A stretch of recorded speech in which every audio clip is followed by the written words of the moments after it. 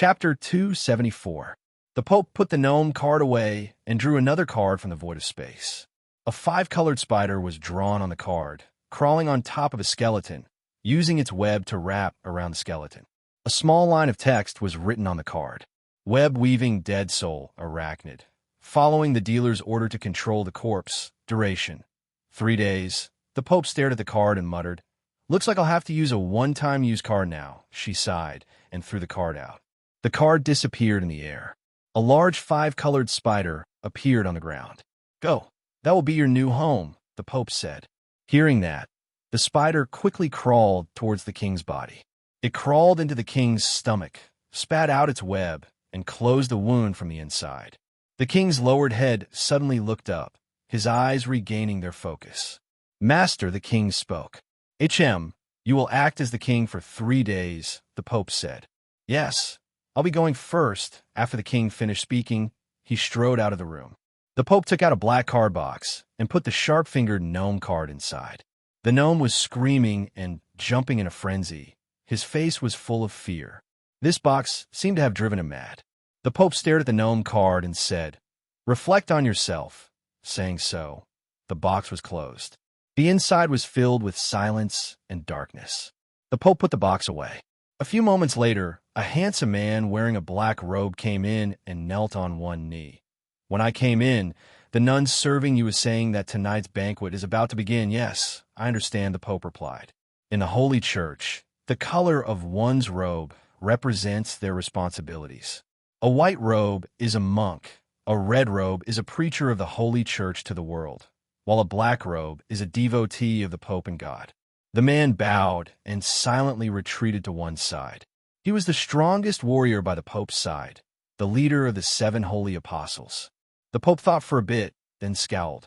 This feeling, why doesn't it feel right? Where exactly did it go wrong? For a powerful existence like her, as soon as she sensed something must have happened. The Pope immediately paid attention. "Hurt. Has anything unusual happened recently?"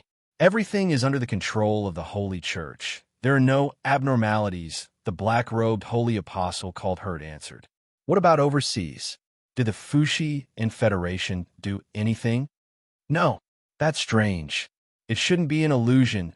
The Pope sat on the throne, his left hand propping up his cheek, the 5 fingers of his right hand lightly tapping on the armrest. "Looks like I have to make a prophecy," she said. Hearing that, Hurt looked up in surprise. "You want to make a prophecy? If that's the case, won't you be too tired?" "There's nothing tiring about it. Let's just take a look and feel more at ease." As the Pope spoke, he stretched out his right hand and lightly pulled at the void in front of him. A card appeared in front of him. On the card, there was a chest full of gems, and a hand was reaching into the chest. "Treasure hunting?" The Pope was slightly surprised. This card could represent too many meanings, but it was not enough to solve the doubts in her heart. As soon as she drew the card, a black chain appeared out of thin air and coiled around her left hand. The black chain manifested for a few seconds before slowly disappearing. The Pope didn't seem to notice it at all. She reached her hand out and made the gesture of drawing another card. The second card fell into her hand. Seeing this card, the Pope suddenly sat up straight. "So it's this card?" She was surprised. On the card, there was a skeleton wearing armor, holding a black flag, and sitting on a white horse. "This is the death card." "Ahaha, the death god has come to visit." "If that's the case, then the power to change the path of fate has appeared." The Pope suddenly let out a horrifying laugh. She spread the 2 cards out, letting them silently float on one side. From the void of space, a heavy, clattering sound came.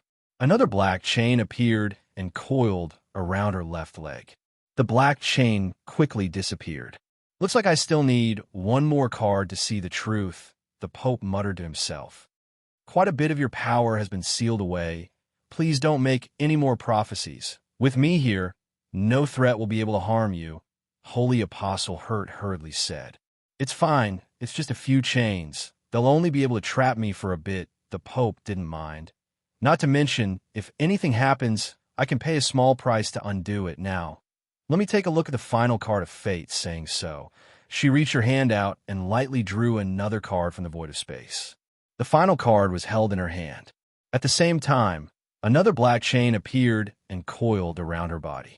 The Pope didn't even look at the chain and only stare at the card in her hand. There was a scale drawn on this card. On each end of the scale was an old and gloomy crown, as well as a slowly beating heart. As the Pope stared at this card, she couldn't help but grip the armrest of her chair tightly. Why would the prophecy draw such a useless card? Didn't the king die a long time ago? She asked in disbelief. This was a unique card, specifically used to launch the most powerful mystic-type attack against the enemy. It was thanks to this card that she managed to assassinate the king. But under the king's full retaliation, this card also ran out of power and became a useless card. From then on, the Holy Church's God's chosen skill on this card could no longer be activated. Who would have thought it would mysteriously appear again in this prophecy? The Pope abruptly stood up, clasped her hands behind her back, and slowly paced around the cathedral. The prophecy card's prophecy can't be wrong. In other words, the king is still alive? No, that can't be. His body is still in my hands. Take the treasure. Death, useless card, the Pope muttered. The feeling that something was wrong was getting stronger and stronger. She suddenly raised her voice. Hurt. The black-robed holy apostle replied, I'm here. Gather the 7 holy apostles and have them guard the capital's main roads. If you find anything wrong, immediately notify me, yes. Seeing Hurt's hesitant expression, the Pope asked, What is it? I just feel that you don't need to worry too much about the prophecy. In this world, there are no existences that can threaten you. No, you don't understand. I have to look into the direction of fate, because something like fate is very hard to change just because of what you've done. But you've already been sealed 3 times already. It's fine. If there's an emergency, I can release the seal at any time. At this point, a nun came in and asked, The Madam's banquet is about to begin. While the Pope was thinking, she casually said, For such an unimportant matter, just have Holy Apostle Ivan show up in my place and see if there are any suspicious people at the banquet. Yes, the nun left. The mobile mech flew through the night sky, quickly heading towards the Holy Empire's capital. When the mech was about to reach its destination, an alarm sounded. Sir, a holy apostle has brought 200 paladins to the manor. His job is to investigate any suspicious people. Got it. Gu Qing Shan changed direction and suddenly descended. The mech sank into a lake. A few moments later, Gu Qing Shan came out of the lake, circulating his spirit energy to evaporate the water on his body. Did they notice anything? He asked. I really have to say, this was a perfect infiltration. We didn't touch the Holy Empire's surveillance network. Liao Xing's voice came from the hollow brain. Furthermore, the Pope has been staying at the Holy Church. She didn't come to the banquet, he added. The Pope didn't come to the banquet? Very good. That's the best news I've heard, Gu Qing Shan said. A light screen was projected, showing his location. Impartial Goddess voice came. Sir, you'll need to head southwest for 2 kilometers in 15 minutes. The Federation envoy's car will pass by. I'll go now. Gu Qing Shan turned off the hollow brain and flew towards the destination. A few moments later, a car with the Federation flag was flying through the mountains. As the car turned a corner, the car door opened and a black figure got in. Inside the car, 2 people were pointing their weapons at Gu Qing Shan, while the other took out a scanner from his chest and aimed it at him. Identity confirmed. An electronic voice came from the scanner. The people inside the car all sighed in relief. The way they looked at Gu Qing Shan was filled with an indescribable sense of respect. The top secret missions of the Federation were generally handed over to large-scale professional teams of special agencies to carry out. But this time, they only sent a single person. This person must be extraordinary. They quickly took out a large box from under their seats and opened it in front of Gu Qing Shan. Military uniform, military boots, belt, personal identification, wallet. I didn't prepare a gun or sword, since I'm here for the banquet. Gu Qing Shan looked at the thing in front of him and quickly put it on. The ambassador carefully took out a silk handkerchief from his chest and opened it layer by layer. A silver-white medal appeared in front of Gu Qing Shan. First-class Medal of Freedom? Gu Qing Shan asked. That's right. Only such an outstanding military achievement can explain your age and official position, the ambassador replied. Try it on. Learn how to wear it. He solemnly gave the medal to Gu Qing Shan. Thank you, Gu Qingshan said. He quickly changed into a new outfit and asked, "How is it?" Everyone looked at him. The ambassador mused. Your temperament is a bit lacking. As a soldier of the Federation, you should be a bit prideful. Gu Qingshan straightened his back, his presence changed. Having been through mountains of corpses and seas of blood in both of his lives, countless demons and living souls have fallen by his sword. It wasn't a problem for him to act like a soldier now. Very good. Even our own military officers wouldn't be able to do a better job, an embassy official praised. Do you need us to do anything else? The ambassador asked. No need. Once we're inside, you don't need to worry about me, Gu Qingshan replied. The ambassador's group nodded and silently sighed in relief. The car became silent. Chapter 275. As soon as the premonition appeared, Gu Qingshan immediately became cautious. Powerful cultivators have a bit of spirit sense in the dark, so if they suddenly sense something, it means that they've seen or sensed a crack in the fabric of fate, which would usually come true later on. Normally, premonitions are very rare. Coincidentally, this time, both Gu Qingshan and the Pope felt it at the same time. Gu Qingshan thought for a bit, then suddenly said, "After we go in, when the banquet is over and the ball is about to start, all of you will immediately leave and return to the embassy." Everyone looked at her in confusion. The ambassador asked in a low voice, "Will there be danger?" "Not necessarily, but it's best if you return to your country first," Gu Qingshan said. "Impartial goddess, I'm here. There's a change of plans. I request that you arrange a high-speed shuttle at the embassy. As soon as the ambassador and the others arrive, send them away. I'll arrange it soon." Gu Qingshan looked at the ambassador and said, "My apologies. Please move a bit faster later." The ambassador nodded, thinking about it. Since this special agent was able to directly talk to Impartial Goddess, this mission must be very important. So his personal authority was temporarily increased by a large margin by Impartial Goddess. The ambassador then said, "You also need to take care of yourself. If the situation becomes too difficult, don't force yourself. When you return to the Freedom Federation, I'll be your witness." Gu Qingshan looked at him in surprise, then smiled. Very well. At this point, the car's speed started to slow down because the other cars in front were also slowing down. What's happening up ahead? Gu Qingshan released her inner sight, extending it all the way until she reached the checkpoint.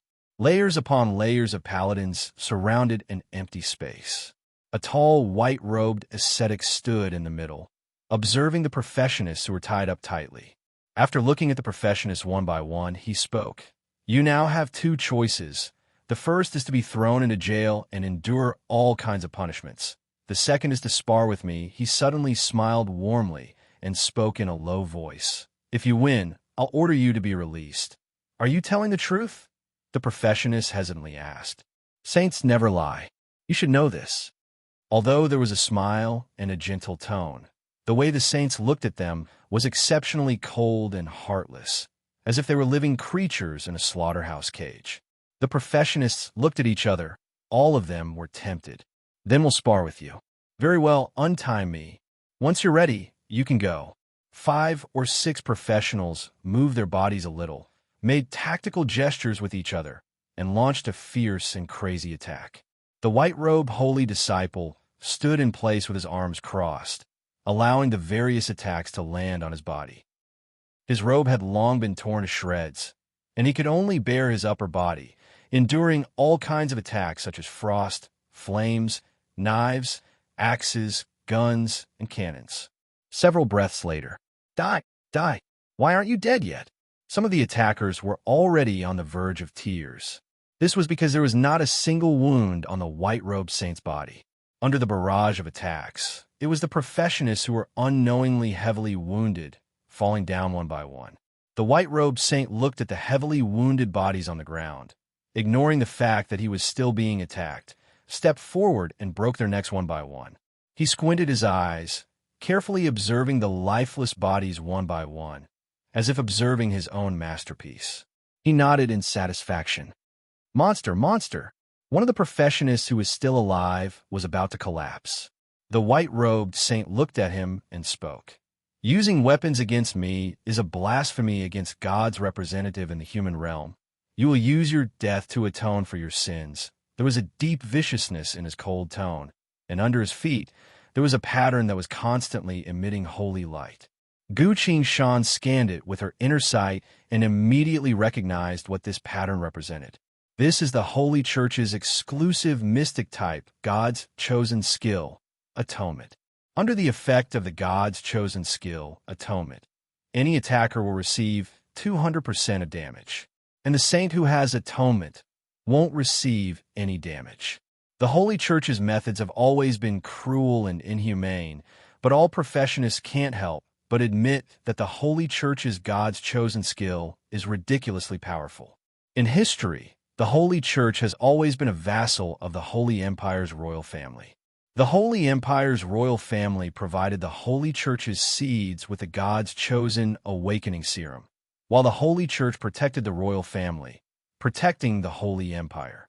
Until today, when the royal family was massacred by the Holy Church, leaving only Anna, a burly man wielding a long-handled battle axe. His body emitted layers of martial thaumaturgy power as he charged straight at the saint. Decapitation, the burly man roared. His battle axe whistled through the air as he slashed at the saint with all his might. Facing such a fierce attack, the saint still crossed his arms, not even bothering to block. Axe. Trash weapons, he said disdainfully. With a loud bang, the sharp battle axe hit his body, making a dull sound, like something hitting a thick layer of rubber. The white-robed saint stood there unharmed. He managed to block the enemy's full power attack with only his body. That's completely unimaginable. Impossible. The man screamed and coughed up blood. The white-robed saint reached his fan-sized hand out and grabbed the man's neck. Not even close to scratching an itch. I'm very disappointed, he casually said, then abruptly increased his strength. With a crack, the bald man's neck was bent at a strange angle. The bald man lost all signs of life. Sparring is over. The white-robed saint threw the body on the ground and said, a bit bored. A few paladins quickly carried a large bathtub in front of him. One of them prostrated on the ground. The second one bent his back. The third one half kneeled. They formed a human-shaped platform. The white-robed holy apostle stepped on the three of them, leaving only a few bloody footprints. The saint entered the bathtub. A few minutes later, the saint appeared in front of everyone wearing a brand new white ascetic robe. Sir, should we bring this one back for interrogation? A paladin officer asked. There was still a heavily wounded professionist on the ground. Like a dying fish, he opened his mouth wide to breathe. No need. He's just trash. Execute him on the spot, he coldly said. Yes, sir. A few gunshots were fired. The saint coldly ordered, don't let your guard down. Continue to eliminate suspicious people. Make sure that tonight's banquet goes smoothly. Yes, sir. Gu Shan retracted his inner sight and silently fell into thought. One of the 7 holy apostles, the expiating ascetic, Ivan. He's a cruel and dangerous person who likes to kill under the guise of sparring. Ivan's current strength is equivalent to a golden core early-stage cultivator. Luckily, he doesn't train spirit energy, otherwise he would be as strong as a rejuvenation realm cultivator. In the entire Holy Church, other than the Pope, the Holy Apostles are the strongest fighting force. This time, the only reason Gu Shan came to the Holy Empire was because he was worried about the Pope and the Holy Apostles. Gu Shan casually formed a presence concealment hand seal. A second later, the faint glow around his body was completely retracted. From his appearance, it's impossible to tell how strong he is at all. Very quickly, the embassy car slowly stopped. The ambassador opened the car door and came out to check the situation. Chapter 276. Everyone got out of the car and couldn't help but look further. There were a lot of Holy Church clergymen in black robes standing there. The ambassador signaled the driver with his eyes. The chauffeur walked away, and after a while, he came back. The Holy Church is investigating suspicious people and found a few officers of the Revolutionary Army. Caught? The ambassador asked. They've been killed by the Holy Apostle. Everyone went silent. A few moments later, the road was opened up again as the cars began to pass through the checkpoint. The ambassador waved his hand. Everyone got on the car and followed the flow of traffic. The traffic stopped and stopped. Occasionally gunshots and shouts could be heard from afar. Whenever that happened, the cars would have to stop again.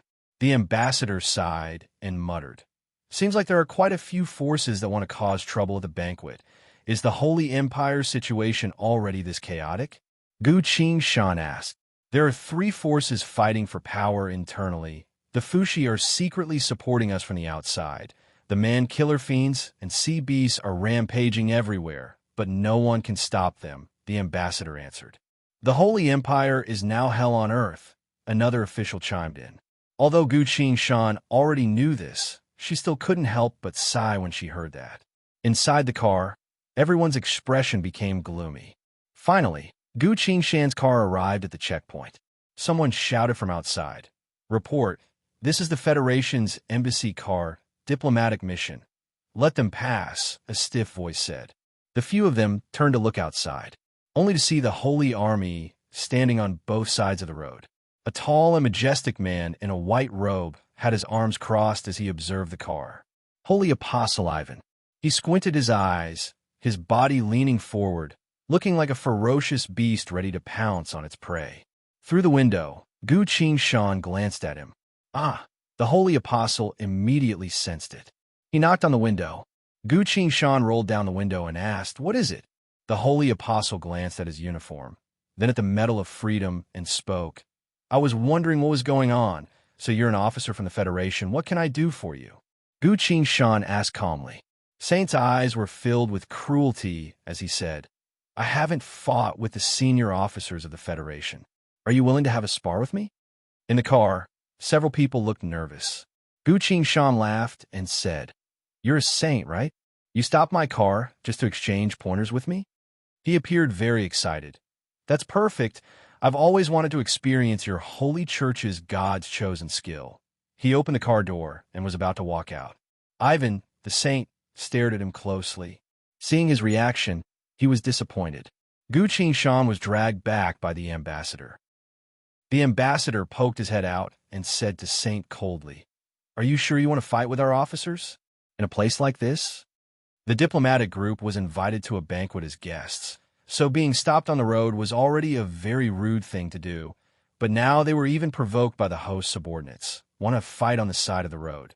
If this really happened, it would become the biggest joke in the history of the Holy Empire's diplomacy.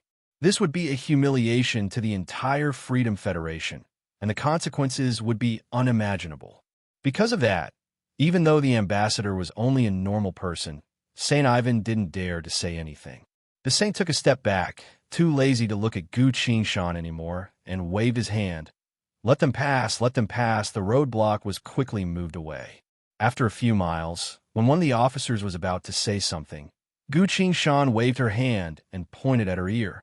Being able to work as a diplomat in a foreign country means that they're all smart people. Seeing Gu Qing-shan's action, the officer immediately shut his mouth. After a while, when the car stopped at the manor's gate, Gu Qing-shan spoke up. "According to our agreement, I'll be the one to dance." All of you listened to the goddess. Hearing that, everyone understood and got out of the car without saying anything. Immediately, a concierge came to drive the car away. Following that, a man who looked like a butler came, politely greeted them, and led them into the main hall. This was a grand banquet. Socialites, dignitaries, as well as guests from all over the world. Everyone was led to their prearranged seats and sat down, waiting for the banquet to begin. It wasn't convenient to move around at this time, because any empty seat would attract the attention of the concierge staff. If Gu Qing-shan wants to go to the room on the 3rd floor to look for the recipe, she'll have to wait until after the banquet. The ambassador sat in the 1st row, together with the Fushi Empire's diplomatic group. As a military officer, Gu Qing-shan was arranged to sit in the 3rd row. Those sitting here are either minor officials or Holy Empire nobles who don't have a particularly high status. Since they don't have any missions to attend to, they don't need to pay too much attention to their words, so their expressions are a bit more relaxed. 2 of the Fushi Empire's military officers were very interested in Gu Qing-shan, so they took the initiative to talk to him. Gu Qing-shan didn't mind. In the past life, he was even more familiar with the Fushi Empire than the Federation, so he was able to get along well with the two military officers with just a few words. Not too long after, the sound of an elegant piano was heard. The sound of the piano was melodious, but it was quite far away. The volume wasn't too high nor too low, just enough to not disturb the people's conversation. At this time, the banquet's host, Madame Punta, arrived. She's a very charming woman. Every word and action she speaks, her smile is full of charm. As soon as she arrived, the important guests all stood up and greeted her with a smile. After some small talk, she sat in the middle of the first row. On her left was a Fushi Empire's prince. On her right was the tall and mighty white-robed holy apostle that Gu Qingshan saw before. "You're looking at Ivan?" The Fushi Empire's military officer noticed Gu Qingshan's gaze. "That's right, a holy apostle of the Holy Church. It's hard not to attract attention," Gu Qingshan answered. "They're too strong, and they're not afraid of death. They're not easy to deal with," the Fushi military officer said. At this point, Madame Punta's speech was already over. The small talk in the hall quickly came to an end as dishes were served. The banquet officially began. At this point, Gu Qingshan had no choice but to sit down and finish his meal. This was the most sumptuous dinner he's had since the apocalypse. Sardines boiled in white wine, served with oysters, shrimps, and other seafood. Each guest was served a roasted partridge, smoked roast chicken, roast beef, potato cubes, citrus fruit ice, fresh white bread rolls with sweet cream, jam, jelly, and candied fruit, fancy cakes, and ice cream hemispheres. There were also a few types of alcohol. The ladies drank champagne and wine, while the men drank a variety of strong distilled liquors. As Gu Qingshan picked out a bottle, a waiter came to open it and fill it for him. The liquor was clear and of excellent quality, very refreshing to drink. As Gu Qingshan ate and drank, he couldn't help but feel a bit emotional. So many normal people are struggling on the edge of life and death, but here, they're still enjoying themselves with the standards of a peaceful era. While eating, everyone talked in low voices, occasionally laughing. At a banquet like this, even the most picky aristocrat wouldn't be able to find fault with it. Everyone was very satisfied with their meal. Even Gu Qingshan, who came here for something else, was satisfied. Next was the ball. At first, it was a bit of soft music to make it easier for everyone to get used to the atmosphere and relax. The ambassador brought a few people with him and prepared to leave. While Gu Qingshan stood up, politely asked for the washroom, and left. Coming to the washroom, Gu Qingshan closed the partition door, tapped his inventory bag, and took out a portable warp device. "Liao Xing, time of work," he said. "Coming. This distance isn't bad. There won't be any deviation. Warp will take about 30 seconds. Wait a bit." Liao Xing's voice came from the warp device. 30 seconds passed in the blink of an eye. "Location entered. Destination locked. Begin warp," Liao Xing said. Gu Qingshan looked down, only to see the warp device was already working. Chapter 277. In a certain empty room on the third floor, a person holding a strange metal machine suddenly appeared out of nowhere. Gu Qingshan put the portable warp device away, released his inner sight, and scanned the entire room in his soul vessel. All kinds of commemorative items were displayed in different categories. The entire room was completely silent. The air was filled with a sense of death. "Found it," Gu Qingshan muttered. There was only a single painting in the room. It was the scene of Anna's 10th birthday. The king was stroking Anna's head with one hand, holding a small and intricate crown in the other, about to put on for her. The young girl Anna was looking at the king with a sweet smile on her face. Gu Qingshan quickly walked forward and looked at it. "What a beauty," he commented softly, and took the painting down from the wall in a few moves. He opened the painting frame and reached out to touch the back of the painting. Then he felt something. As Gu Qingshan took it out, sure enough, it was a small rectangular box. There weren't any traps on the box, so he easily opened it. There were two items inside, a scroll of paper and a cloudy glass ball. Gu Qingshan took out the thick scroll of paper and slowly looked at it, only to see that the paper was filled with various ingredients and proportions. "That's right, this is it." Glancing over it, Gu Qingshan lightly tapped his inventory bag and put the scroll of paper inside. Just as he was about to pick up the glass ball to take a closer look, the glass ball unexpectedly broke. The entire glass ball disappeared without a trace. Gu Qingshan was surprised, released his inner sight to look around, but couldn't find anything. The Holy Empire's king wouldn't carefully hide something useless here. But the glass ball disappeared as soon as he held it in his hand. There are too many things in this world that have this kind of effect, so he couldn't remember what it was in a hurry. Gu Qingshan silently waited for a bit, but nothing happened. Could it be that it's been stored for too long and lost its effect? He didn't wait any longer, carefully put the painting back into the frame, then hung it back on the wall. Everything returned to normal, so no one would notice that someone was here. It was unexpectedly smooth. The top-grade god's chosen awakening serum was now in his hands. Not only was he one step closer to Evil Punisher, but he was also one step closer to it. Once I return, I'll give this recipe to Impartial Goddess. She'll naturally be able to deduce the dilution method for normal drugs. At that time, the system he created would be able to choose a god's chosen profession. Heaven's Chosen and martial arts were both available, so all that was left was elemental awakening. 2/3 of the preparation for choosing a class had been completed. Gu Qingshan once again took out the portable warp device, activated it, and prepared to leave. Liao Xing's voice came from the warp device. Location confirmed.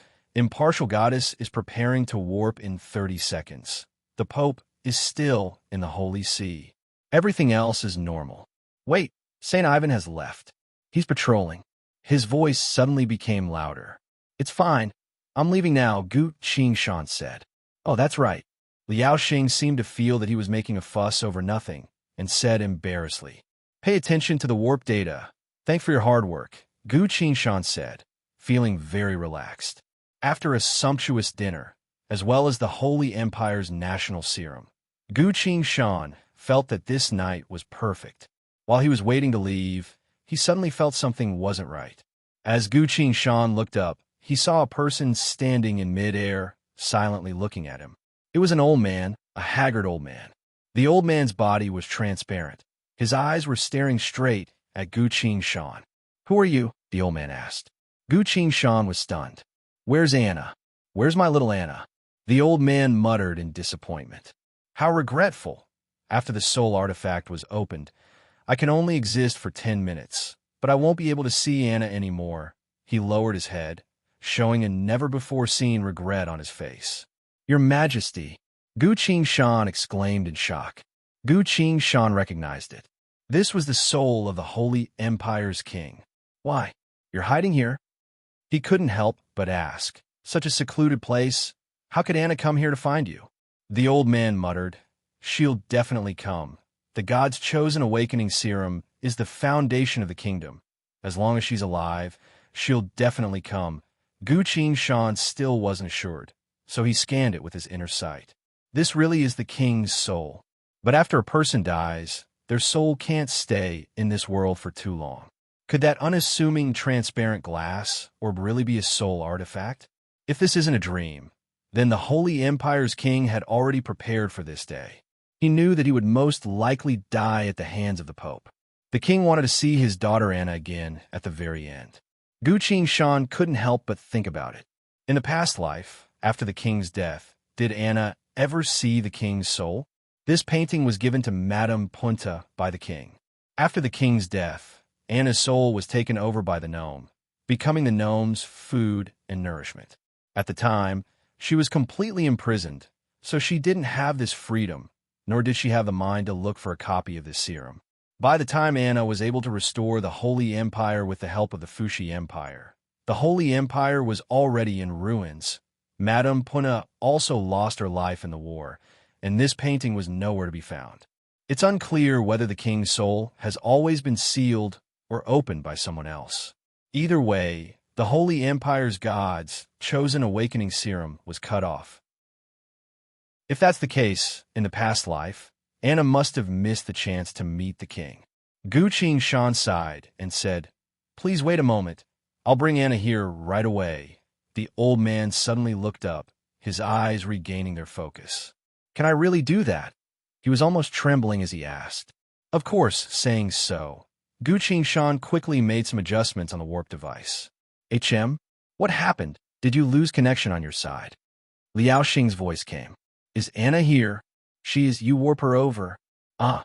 But the warp device can only be used 3 times by a single person, and you've already used it once. If I warp Anna here, after everything is over, only one person will be able to use the warp device to leave. The other person will have no choice but to think of another way to escape. Gu Qingshan sternly said, Immediately warp her here. The situation here is very urgent. All right. She said she's ready. Warp will take about 30 seconds. Please wait a bit. Liao Xing's voice disappeared. 30 seconds can be said to be very fast, but it can also be said to be very long. Before Anna even arrived, Gu Qingshan asked first, Your Majesty, you're clearly dead, but your soul can still exist in this world. How is that possible? The Holy Empire's king looked at her and answered, It's fine to tell you. I broke the iron law of life and death, then stored myself inside a soul artifact to preserve my energy, so I can still exist in this world. How could you break the iron law of life and death?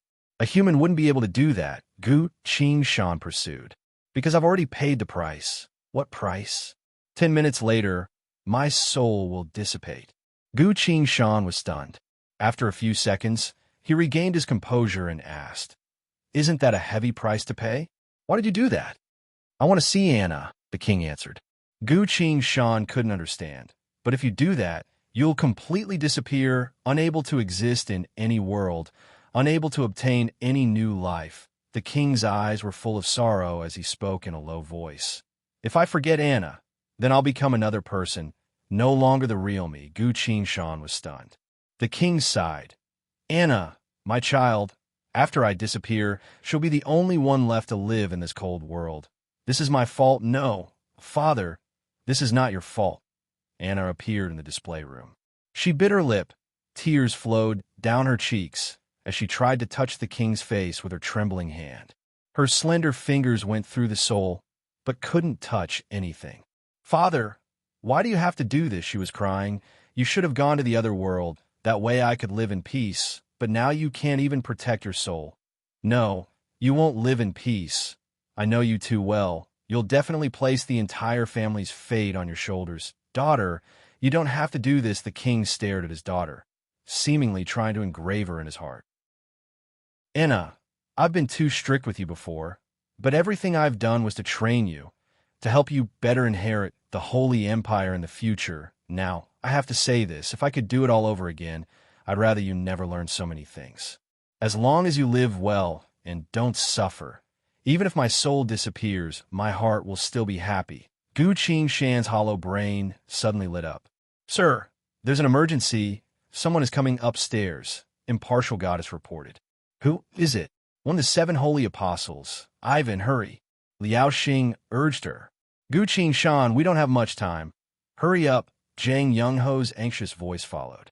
All 3 of their expressions changed. You aren't a match for him. Forget it. Hurry up and leave, the king said. Then what about you? I've seen Anna. I'm already satisfied. I'll disappear after a bit more. Hurry up and leave. Don't lose your life here because of me. That wasn't my intention, the king urged them. Tears silently flowed from Anna's eyes, dripping down her smooth chin to the ground. She had to use all of her strength to temporarily control her sobs. She looked up, her eyes filled with the deepest pain and reluctance to leave. Hurry up and leave, the king urged her. Anna tried her best to spit out a single word, but couldn't say anything else. She almost couldn't stand anymore, couldn't help but hold on to Gu Qingshan's shoulder to stabilize herself. Sir, Holy Apostle Ivan has arrived at the 3rd floor. I will now activate the warp device for you, Impartial Goddess reported. Gu Qingshan closed her eyes, then opened them again and suddenly said, No need, sir. Impartial Goddess asked in confusion. Gu Qingshan smiled and looked at Anna. Anna, listen to me for the last few minutes. I hope you can spend some time with your father. If we leave now, you'll be sad for the rest of your life. Don't wait until we're separated forever and still have regrets in your heart. Saying so, Gu Qingshan put the portable warp device on the ground next to Anna. What are you doing? Anna couldn't help but exclaim. You don't need to mind what I'm doing, because even if it weren't for you, I would still do the same, Gu Qing replied. As he walked out the door, he continued to speak. No one should disturb a father's last moments with his daughter, not even a holy apostle. Chapter 278. The king silently watched this all the way until Gu Qing left and closed the door. I can tell. He's usually a very filial son, the king said. No, father. He's an orphan. His parents passed away when he was 6, so he's been living by himself ever since, Anna answered. The king was a bit surprised. He suddenly asked, He's the prince you've chosen? That's right. The first time I met him, I already liked him. Anna stared straight into her father's eyes and answered. The king had a look of praise on his face. Daughter, you have good eyes. Anna, I purposely tested the person next to you because I noticed that he was wearing the death god's relic. I gave it to him. He gave it back to me. Then I gave it back to him. The king was a bit confused and asked, You said he gave it back to you? That's right. The king was stunned for a while, then asked in confusion. There's still such a foolish person nowadays. It's quite silly. The king sighed. If that's the case, then your eyes aren't just ordinarily good. His expression suddenly became serious. Before I completely disappear, there's one thing I need to tell you, and the secret that our Medici clan has been silently protecting for 700 years. I need to tell you. Only then will I live up to the name of Medici. For the last few hundred years, besides the first head of our clan, no one else has been able to inherit this inheritance. Anna, you are the most talented woman in the history of the Medici clan, as well as the last member of the clan. Whether or not you can inherit it, don't worry about it. The king stared at his daughter, unwilling to look away. He reached his hand out, wanting to touch his daughter's head, but then remembered that he can't touch anything anymore. His hand stopped in midair. Anna stepped forward and put her head under her father's hand. I don't know what you're talking about, she whispered. I asked the gods in heaven to be my witness. The king's expression became serious and spoke. Today, I am here to entrust the Medici clan's inheritance to my daughter, Anna. From now on, Anna will be the new head of the Medici clan. In the showroom, the king's countenance was grave and solemn, and his tone slow and firm. Behind him was a nearly identical scene in the picture. The young king stroked his daughter's head with one hand and was about to place the crown on her head with the other. They were separated by a wall. As Gu Qing closed the door, he saw the holy apostle. When they passed through the checkpoint, they met face to face. Saint Ivan was wearing a white ascetic robe that bared his shoulders and chest. He stood quietly at the end of the corridor, looking at Gu Qing. Are you looking for me? Gu Qing asked. I've been waiting for a long time, Saint Ivan said. TSK, what a responsible employee, Gu Qing said. It's my duty, but it's also my pleasure. A cruel expression appeared on Ivan's face. Why are you in such a hurry to find me? Gu Qing asked. Before that, Ivan spoke.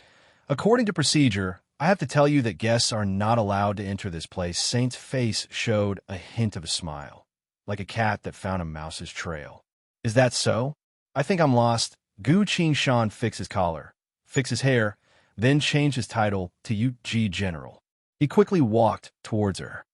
If you don't mind, please take me back to the ball, he said as he walked. I'll be honored to take you away from here, the saint said. The milky white light gathered and formed a solemn and holy pattern that quietly appeared under his feet. The Holy Church's mystic type, God's chosen skill, atonement. Any damage will be returned to the attacker twice as much. Gu Qing glanced over and understood. Then what are we waiting for? Lead the way. We're leaving, he said. No. We can't leave. Saint Ivan shook his head. As they talked, the distance between them was getting closer. I know. I'm sorry. Gu Qing seemed to understand something and took out her wallet from her pocket. I forgot that everything in the Holy Empire costs money here. Here's your tip. He took out a stack of money and waved it in his hand. St. Ivan's expression was very unpleasant. The humiliation you've given me. I'll return it to you 100-fold, he roared in a low voice. You don't even want money? Then what do you want? Gu Qing appeared confused. He had already walked through half the hallway, but his feet didn't stop and continued to walk towards her. My hearing is different from normal people. From the room you came out from, I can still hear a faint heartbeat and breathing. I think it's a girl saying. Ivan smirked. How about we wait a bit longer and see who your little lover is? Gu Shan paused, then shook her head. As the host, you're too curious about your guest's privacy. He scowled and stared at the holy pattern under the saint's feet. He suddenly sighed. To be honest, I don't want to fight you. Ivan was intrigued. Why? Afraid of me? Gu Shan explained. The Holy Church has many gods' chosen skills, each of which have quite a few people awaken, but repentance is a very rare God's chosen skill. Very few people have awakened it in this generation. I'm the only one, Ivan pridefully declared. That's right, very rare indeed. Gu Shan nodded in agreement and continued. TSK, standing there and letting people hit you, not caring even when your clothes are ripped off, begging people to hit you again and again, he sighed. There are a lot of masochists in this world, but to reach your level, I dare say that no human can do it. Ivan was stunned hearing Gu Shan's words, completely speechless. I'm going to kill you, Ivan muttered incoherently. Such a bad attitude, but I'll still pay you. Gu Shan threw the stack of notes away. The notes scattered all over the sky, blocking Ivan's vision. At this point, the two of them were close enough. A sword appeared out of thin air. The earth sword. Sword? A thin and fragile thing. Ivan let the notes scatter and coldly laughed. Gu Shan held the earth sword, circulating her spirit energy. As if sensing something, Ivan's face changed. He quickly retreated, trying to avoid this attack. But this sword was too fast. He reacted too late, so he couldn't avoid it. The air let out a tearing sound. Bam! The communication device on Ivan's body was taken out by the sword, disassembled in midair, fell to the ground, and broke into many pieces. Gu Shan felt a bit relieved. As long as Ivan can't contact anyone within 10 minutes, no one will know the reason for this. That way, it'll be a lot easier to deal with later. Someone, Ivan shouted, raised his hand, summoning a white flame to grab Gu Shan. Gu Shan dodged to the side, then swung her sword forward again. Hit! But this strike was so gentle that it didn't cause any damage at all. The sword had already slashed horizontally. The tip of the sword was pulled away, but the spine of the sword was still on Ivan's chest. This strike won't cause any damage to Ivan. The power of the sword phantoms will carry him forward. Have a pleasant journey, Gu Shan said in a low voice. Boom!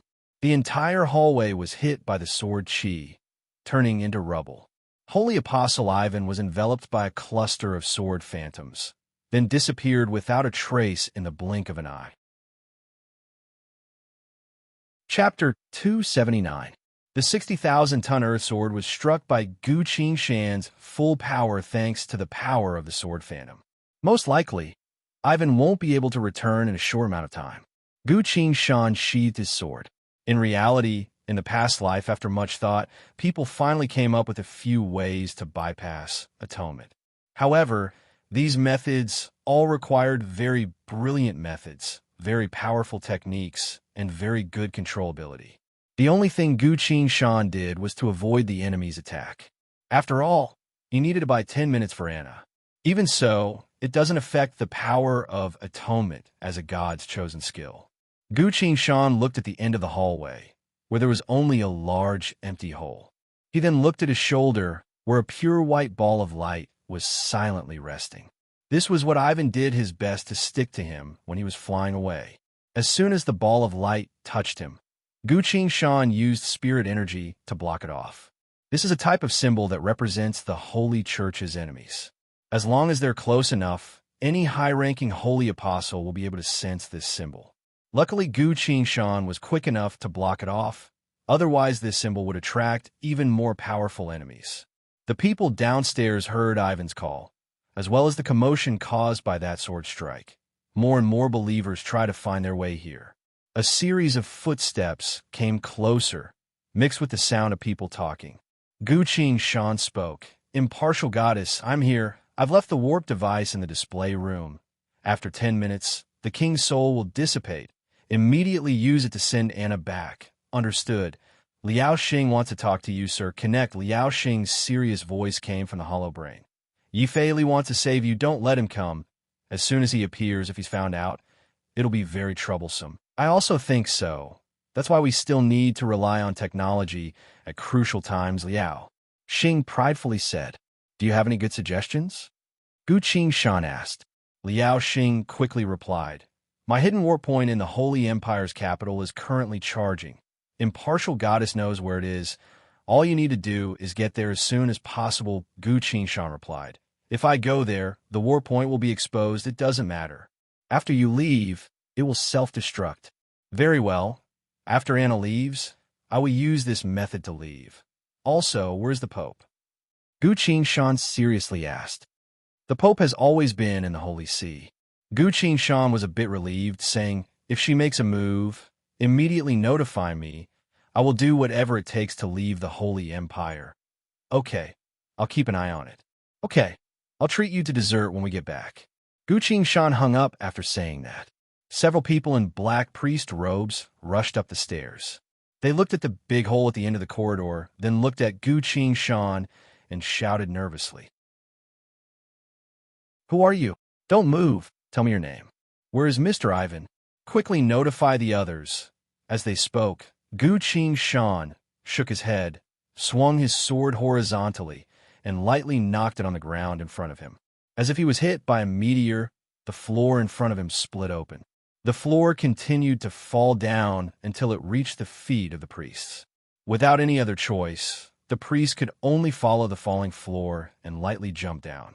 When they finally stabilized themselves, they looked up to see that the man was still standing at the edge of the broken floor on the third floor, resting his sword on his shoulder, casually looking down. Who exactly are you? One of the priests loudly asked. Me? Ivan didn't tell you? Gu Qingshan casually replied. The priests exchanged looks, then took out their pagers to contact HQ. But after trying for a long time, they still couldn't get through. Did you do this? Gu Qingshan asked the Holobrain. It was me, sir. I think you'll need a bit of time to calm the situation, Impartial Goddess answered. Smart, Gu Qingshan praised. The priests didn't use their pagers anymore and ran out while shouting. Sir, there are more and more paladins gathering here. I suggest you leave immediately, Impartial Goddess told him. I'll need to stand guard for a bit before I can leave, Gu Qingshan said. According to the Holy Empire surveillance system, there are more and more paladins gathering here. Your chance of successfully leaving this place is decreasing, Impartial Goddess told him. Gu Qingshan pulled a chair in the corner over and sat down. He crossed his legs, placed the earth sword on his knee, and said, 10 minutes isn't that long. The second floor hallway was originally empty, but after a while, the entire hallway, as well as the stairs, were filled with people. The paladins had already surrounded this place. A man who looked like an official stepped out from the crowd. Who are you? He looked up at the third floor and asked. I'm a military officer of the Freedom Federation's embassy in the Holy Empire. Zhang Runjiao, what are you doing here? Sparring? Your holy apostle, Ivan, told me that he looks down on professionists of the Federation. And then he invited me to spar. As soon as he said that, everyone here understood what he meant. Ivan was such a person. Not only against enemies, but also against those he was familiar with. Ivan liked to use sparring as a pretext to try and destroy the other party's faith in battle, causing them pain. He took pleasure in doing so. Hearing that, the official's expression softened a bit and asked, Then, where is our Sir Ivan? I sent him flying, Gu Qingshan answered. The crowd went into an uproar. Everyone couldn't help but discuss. That's Ivan we're talking about. The undefeated holy apostle Ivan. What you're doing will cause serious diplomatic consequences. The paladin official calmed himself down and spoke with a serious expression.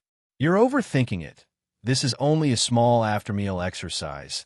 It doesn't involve national affairs, Gu Qingshan shrugged. A combatant of the Holy Church sent me a request to spar. Then we decided the winner and loser. It's as simple as that. Where's the witness? It's just a small spar. Why would we need a witness?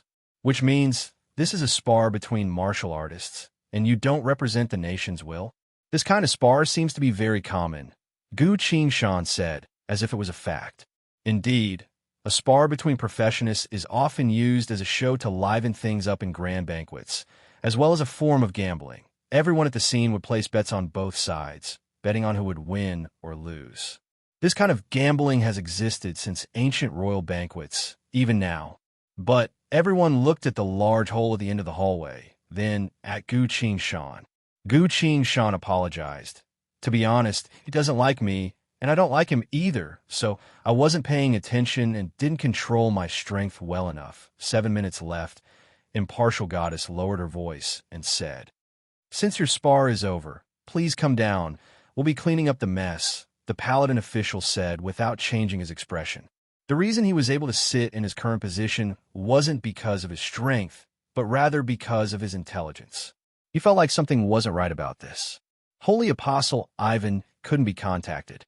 There were no witnesses, so no one really knows what happened. Or was there something wrong on the third floor? The official's eyes scanned around the third floor. If nothing's wrong after checking, then this really was just a normal spar. Although it's a bit embarrassing for the Holy Church. This kind of spar is only a small matter, not a big deal. But if there's something wrong on the third floor, then Ivan's disappearance might very well be because he touched upon some shocking secret. The third floor must be thoroughly investigated right now. "Sir, you can come down now," the paladin official squeezed out a smile. I can't leave right now." Gu Qing-shan shook her head. The paladin official's expression changed. Gu Qing-shan continued, "Ivan told me that if I beat him, he'll have his older brother come instead. I'll wait for his older brother. Then we can spar again." "Holy Apostle Ivan doesn't have an older brother," the paladin official said. That can't be right. He said his older brother is called Hurt." Everyone went silent. The paladin official also kept his mouth shut. Hurt is the great holy apostle, the leader of the holy apostles, the strongest warrior in the Holy Church aside from the Pope. Hurt is indeed Ivan's older brother from a different mother. Many of the higher-ups of the church know this. But other than Ivan and Hurt themselves, who would dare to discuss the matters between the holy apostles in public? Who would dare to tell an outsider? The last person to do so was burned to death by Hurt in front of everyone and offered to God. Since Hurt's name was mentioned, it's very likely that Ivan spilled it out. "You said he doesn't have an older brother, but that's what Ivan said." Gu Qing-shan made an innocent expression. The paladin official didn't dare to probe any further. If he got caught up in the battle between two holy apostles and someone else, not even his bones would be found. "If that's the case, then please wait here," the paladin official said. He turned around and quickly retreated. The only thing he can do now is to quickly notify the higher-ups of this. Find a Freedom Federation's ambassador, notify the Holy Church, notify the Holy Apostles. We'll split up. "Hurry," ordered. "What's the situation?" "I just heard a loud noise coming from here," a calm male voice came. The paladin official turned around and was overjoyed. A dignified man wearing a luxurious red robe came together with the banquet's beautiful hostess. Different from the white-robed ascetic, the red-robed represents the church's governance of the world, holding great authority. This was one of the 7 holy apostles, Cardinal Kidd. "Sir, it's like this." The paladin official quickly explained everything. "Ah, how did that happen?" the beauty exclaimed. "Is that so? Ah ha ha ha. That idiot Ivan was sent flying?" The cardinal laughed. "Seems like this time, that barbaric and ignorant ascetic finally kicked a metal plate." The cardinal shook his head, clapping his hands non-stop. His tone was full of joy. He turned to the beauty next to him. "It's fine. It was just a small competition, but such a big commotion has scared my guests." The beauty complained. "That can't be helped. That idiot doesn't know how to consider other people's feelings when he fights." The cardinal thought for a bit, then said, "Go comfort the guests and explain the situation. As for this side, I'll go take a look." Saying so, he quickly walked towards the loft at the back of the banquet hall. Seeing that, the hostess also had no choice but to go to the front hall. The third floor. "There's 4 minutes left until the warp device activates," Impartial Goddess reported. "Very well," Gu Qing-shan replied. Impartial Goddess continued. "Sir, information regarding your battle with Ivan is currently being sent out. Your survival rating has been raised to extreme danger." It's fine. Suddenly, a luxurious red robe appeared in front of him. "Hello. I'm the paladin official of the Holy Church, Kid." Chapter 280. Nice to meet you. I'm a military officer of the Freedom Federation. Zhang Renjia, Gu Qingshan greeted him. You were the one who sparred with Ivan. That's me. Please don't say anything. Let me guess. The cardinal smiled knowingly. Gu Qingshan leaned back on her chair and looked at him curiously. Although I don't know what he wants, since he asked, I'll just let time pass like this. That's good. The cardinal spoke up. That impulsive idiot saw your military uniform. So he definitely came up to provoke you and asked to spar with you. The cardinal tilted his head and pointed at Gu Qingshan. Am I right? So that's what he's talking about. Gu Qingshan understood. He then showed a helpless expression and said, I couldn't refuse. He seems to like sparring. Of course. Of course. He likes sparring the most. He even dared to offend me. The cardinal's eyes flashed with anger. He continued. That's why when he asked to spar, you couldn't stand his provocation and decided to teach him a lesson. That's right, Gu Qingshan followed up. He thought he could completely destroy your confidence. But instead he ran into a steel plate and was sent flying. That's right, Gu Qingshan was very supportive. HM, I have to say, you did a great job. I also hate that guy the cardinal sighed. Gu Qingshan glanced at her hollow brain. 1 minute 59 seconds, the hollow brain showed. I really want to be friends with you. The cardinal clasped his hands together and said, That would be my honor, Gu Qingshan replied. The cardinal's tone suddenly changed. But regardless, Ivan is a member of our holy church. Since you sent him flying, I'm sorry, but I can't be friends with you. I'm sorry, Gu Qingshan said. The cardinal replied, It can't be helped. The holy church's reputation was damaged after all, so I have to make up for it. That way, everyone will know who the most reliable holy apostle is. A gorgeous dark red pattern appeared beneath his feet. Mystic type, God's chosen skill, Holy Spirit. The cardinal flew up and turned into an illusory shadow. He said apologetically, Seeing that you've made me happy, I'll only take your legs. The cardinal took out a long whip and lashed it at Gu Qingshan. Actually, we can keep talk bad about Ivan. As Gu Qingshan said so, she drew the earth sword to cut the whip. The whip pierced through the earth sword and continued to howl towards Gu Qingshan. As expected, Gu Qingshan's figure flashed, dodging this attack. The red-robed bishop was a little surprised. You've seen the Holy Church's God's chosen skill? As he said that, the long whip danced like a poisonous snake, targeting Gu Qingshan's vital parts. As Gu Qingshan dodged, she used her sword to lift the chair. The chair flew through the cardinal's body and landed on the second floor. Gu Qingshan scowled. This is at least a fully awakened Holy Spirit. Holy Spirit is the Holy Church's mystic type God's chosen skill. It allows the body and weapon to become illusory, impervious to all attacks from the real world. At the same time, the user of the Holy Spirit can attack from the illusory state, attacking the enemy. Atonement is a very powerful fighting skill, but Holy Spirit is also very powerful. The Holy Church's prosperity is all because of these near-invincible mystic type God's chosen skills. Those who have these mystic type God's chosen skills are known as holy apostles. Holy apostles are trained from birth through a special method to have a chance to awaken a mystic type God's chosen skill. But in this process, there's one thing that can't be missed. That's the royal family's God's chosen awakening serum. The Holy Church has these seeds, and the royal family has the serum.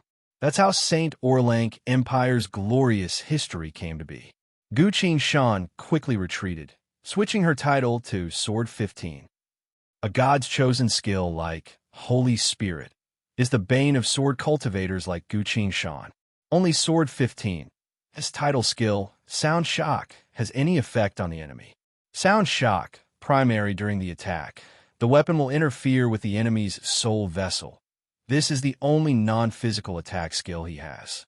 He still isn't strong enough to become a sword saint, nor does he have the ability to cut through everything. I didn't even hurt Ivan. Why are you trying to cut off my legs? Gu Qingshan asked. You probably don't know, but the Holy Church doesn't allow for failure. Ivan will definitely be heavily punished after this. The cardinal swung his whip, attacking without restraint. Hiss!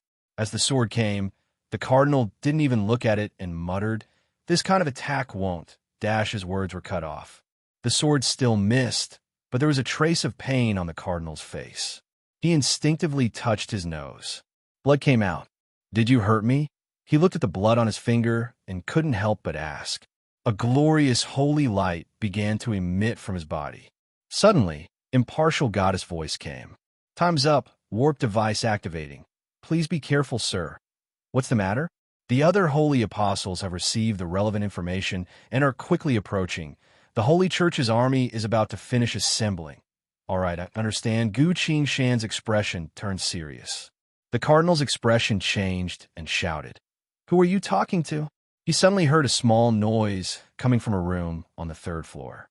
Kata. It was the sound of a machine starting up. The cardinal was stunned, realizing for the first time that things weren't as he thought. Gu Qingshan released his inner sight and scanned the display room through the wall. There was no one in the room. The king had already disappeared from this world, while Anna had also warped back to the S.W. Divine Temple. Gu Qingshan tapped his inventory bag, summoning a light gold general armor set, quickly attached itself to his body through his inner sight. With the silver mask covering his face, he glanced at the cardinal one last time. "It's time to part. I'll keep my leg for the next time I fight you," he said. "Who exactly are you?" The cardinal was stunned and spoke blankly. Not only was the situation completely different from what he thought, this person didn't seem to be a normal military officer of the Federation either. Gu Qingshan turned around and flew towards the window at the end of the hallway. "Damn it, stay!" The cardinal regained his senses and angrily shouted as he swung his whip. Gu Qingshan ignored him and only focused on running towards the window. The whip carried a strong gust of wind as it struck the UG general's armor, letting out a series of clang, clang, clang, clang sounds. Other than increasing Gu Qingshan's speed a bit, these attacks were completely useless against the UG general's armor. The golden light leapt out of the window, flew for a few hundred meters in the air before landing, and quickly flew away. "He can fly." The cardinal looked at this scene blankly. "By myself? I can't catch up." But the cardinal suddenly remembered something and hurriedly went to the door of the room where the sound came from. With a single lash of the whip, the entire door was sent flying. He rushed into the room and looked around. Everything was normal. As the cardinal walked around, his gaze fell on the wall. From what he remembered, there should be a painting hanging here. The wall was empty. Chapter 281. The cardinal's expression darkened as he stared at the empty wall. His heart slowly sank. "They sent Ivan flying and kept brushing me off. It must be for this painting. Damn it. I think this painting was given to Madame Punta by the king. To show off her relationship with the king, Madame Punta hung this painting in the banquet hall. It wasn't until recently that she put it back in the showroom. The king was a playboy, so he often gave some souvenir items to the noblewomen. This painting was only one of the countless items, so no one would think there was anything wrong with it. But now, someone came specifically for this painting. Then it's hard to say what's going on here. What secret is this painting hiding? Why didn't I notice anything wrong from the start? The cardinal suddenly let out a roar and whipped the whole showroom into smithereens. "Your Excellency," the Holy Church's military officer heard him and stood at the door. "Go. Quickly notify everyone that Zhang Renjia might be related to the king's matter. We can't let him get away no matter what." The cardinal breathed heavily and shouted, "The king's matter." Hearing that, the military officer panicked and hurriedly replied, "Yes, that's right. That Zhang Renjia is wearing a light golden armor. He's very easy to recognize." The cardinal quickly added, "Yes, quickly go, notify everyone." The military officer hurriedly replied and quickly left. At the same time, the Holy Church. The Pope was sitting on her throne, holding a paintbrush in her hand as she focused on drawing something on the drawing board. She suddenly put her brush down and sighed. "I can't get rid of this feeling." She stopped hesitating and called out. Very quickly, a nun came in and knelt down in front of her. "If I remember correctly, you're an orphan taken in by God." The Pope stared at her and spoke. "That's right. If God didn't take me in, I would have already frozen or starved to death," the nun sincerely answered. "Is your faith firm?" regardless of life or death. I will serve you, serve God. Do you have anyone else in your heart? No, my heart has always been pure and clean. Now that the sacred moment has arrived, are you willing to sacrifice everything for the saint? The nun looked up with a fanatical expression. For God, for you, I am willing to sacrifice everything I have. Not bad. The Pope nodded in satisfaction and tore a piece of paper from the drawing board. She stretched out her hand and threw it. The piece of paper silently flew above the nun and sucked her in. The Pope waved her hand, and the paper flew back to her. The Pope lightly caught the paper and shook it in his hand. The paper turned into a card. On the card, it was the nun from before. Her pale face was flushed with excitement. She clasped her hands together and prayed devoutly. 2 lines of words appeared on the card. A pious nun. This is a pure and devout believer who is willing to sacrifice everything for his faith, including his own soul. The Pope silently looked at this card. After a while, she put the card on her body and said softly, "Cancel." An incomparably shrill scream burst out from the surface of the card. As she screamed, the nun card turned into a holy white flame. A jet-black chain appeared from the Pope's body, wrapped in white flame. In a split second, both the nun card and the black chain turned into gray-white dust that scattered all over the ground. The Pope silently stared at this. Suddenly, she chuckled. "Ha, what a fool," she said. "Next, there are 2 more seals of fate. Come, another devout nun came in. If I remember correctly, you are an orphan adopted by God in this world," the Pope asked again. "Yes, everything I have belongs to the saint," the nun answered. "The sacred moment has arrived. Are you willing to sacrifice for the saint?" After a desperate scream, the Pope once again released another seal of fate. Soon, feeling the relief from being released, the Pope's uneasiness slowly faded away. Suddenly, she froze, as if she saw something strange. Where did Ivan go? The Pope was surprised and reached her hand into the void of space in front of her. Nothing came out. Too far. How did that happen? The Pope's tone was a bit surprised. Although Madame Punna's manor was located on the outskirts of the capital, it wasn't that far. The Pope originally didn't care, but now she couldn't help but take it seriously. She recalled a bit and muttered, "Ivan went to the banquet. That's right. I told him to go in my place. At the time, I was busy peeking at the path of fate." The Pope went silent. "Hurt." She suddenly stood up and called out, "I'm here." Hurt quickly walked in and knelt down on one knee. On the other side, Gu Shan was quickly flying on the road leading to the capital. His body suddenly shook as he took off his golden armor and put it away in his inventory bag.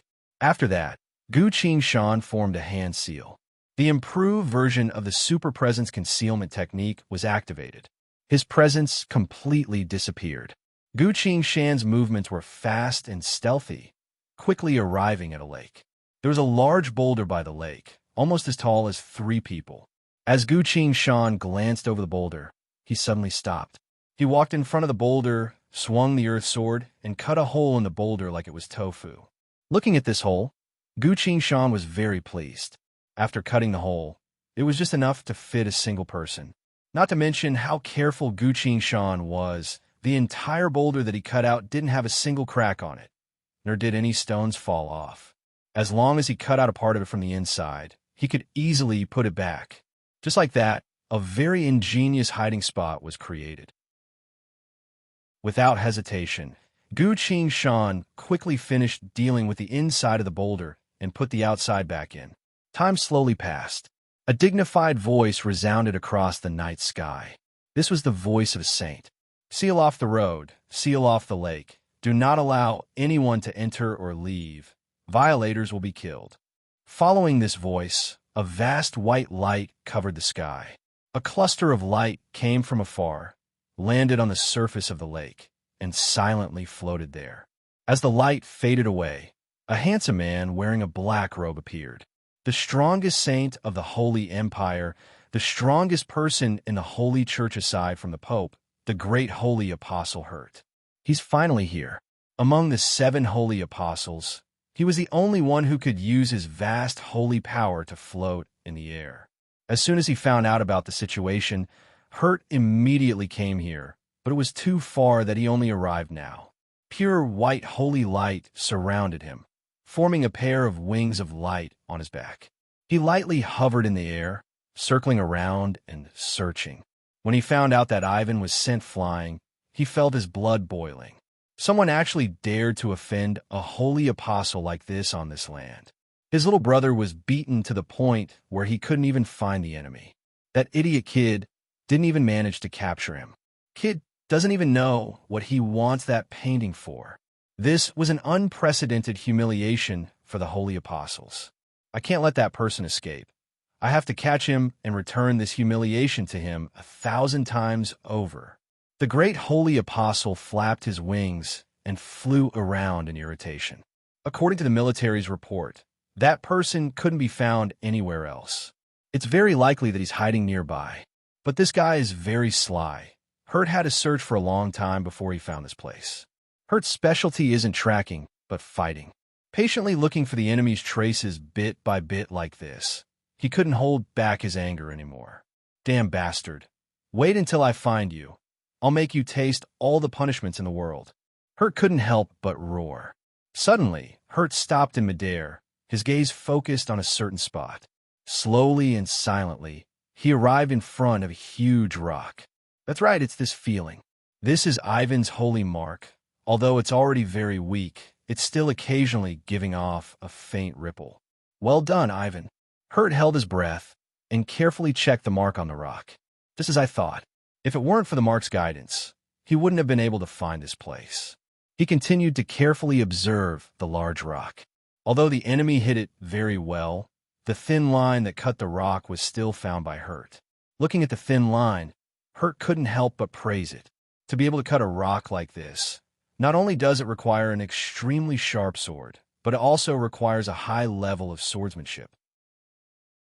The fact that Ivan was sent flying and still hasn't been seen even now seems like it wasn't because he was careless, but because the enemy really is very strong. Such an enemy shouldn't exist in this world. After confirming that there aren't any other suspicious presences nearby, Great Holy Apostle Hurt breathed in deeply. Very well. I'll make you regret ever being born. Hurt silently swore in his mind. A beautiful and dignified holy pattern appeared under his feet. The Holy Church's mystic type God's chosen skill, the king of all God's chosen skills, heaven's judgment. This is an extremely powerful combat type God's chosen skill. Without any pleading or beating around the bush, without any room for negotiation, Hurt decided to go all out and send the enemy to the abyss of pain in one go. Following the holy pattern's appearance, around Hurt, countless black holes appeared in the air. Randomly picking one of them, Hurt reached his hand in and pulled out a person who was about to die. Looking at that person, Hurt's body was suddenly covered in white flames. The flames extended all the way to the person's body. In a split second, all that was left was a skeleton. At the same time, the white flames on his body abruptly expanded. Hurt muttered to the skeleton, "Rejoice, the situation is urgent. I don't have the time to slowly torture you." Putting the skeleton back into the hole, he smirked and stood in front of the large rock. "Begin judgment," he said. "I judge all living beings here to be evil." Following his words, all the black holes floating in the air gathered together, turning into a large black gate. Because of their heavy sins, evil shall receive divine punishment, Hurt said. Chapter 282. As soon as the giant hands appeared, they didn't do anything, only silently hovering in the air. Seeing that, Hurt could only speak again. "Sinner, you shall receive divine judgment." The giant hands still didn't move. Even with Hurt's experience in battle, he couldn't help but be stunned. What's going on? Did the God's chosen skill lose its effect? A while later, Hurt's expression changed a bit. He seemed to have realized something. Suddenly, he reached his hand out and unleashed a white flame. The flame hit the rock. The entire rock was instantly turned to dust, revealing what was hidden inside to Hurt. A whole set of military green Federation uniform was neatly placed on the table. On the Federation uniform's shoulder was a small white cluster of light. The white cluster of light was being enveloped by an invisible force, so it could only emit the faintest ripple. Hurt was shocked as he looked at the white cluster of light. That's right, this is Ivan's mark. So I've been fooled. Suddenly, a furious roar that resounded through the world came from the mountains. I'm going to tear you to pieces. Tear you to pieces. Gu Qingshan didn't hear Great Holy Apostle Hertz roar. He was still running at full speed. You need to hurry up. I can see the 7 holy apostles moving, Liao Xing said. He added, but there's also good news. The Pope is still in the Holy Church, not commanding the Holy Army himself. It's fine as long as the Pope doesn't come. Gu Qingshan relaxed a bit and said, I'm already fast enough. Is the warp device ready? Because the number of enemies is increasing, according to your speed, the warp device has just begun charging, set to activate in half an hour. In half an hour, you'll be able to warp at any time, and as soon as you teleport, it will self-destruct. All right, I'll make sure of the time, Gu Qingshan replied. Huh, Liao Xing sighed worriedly.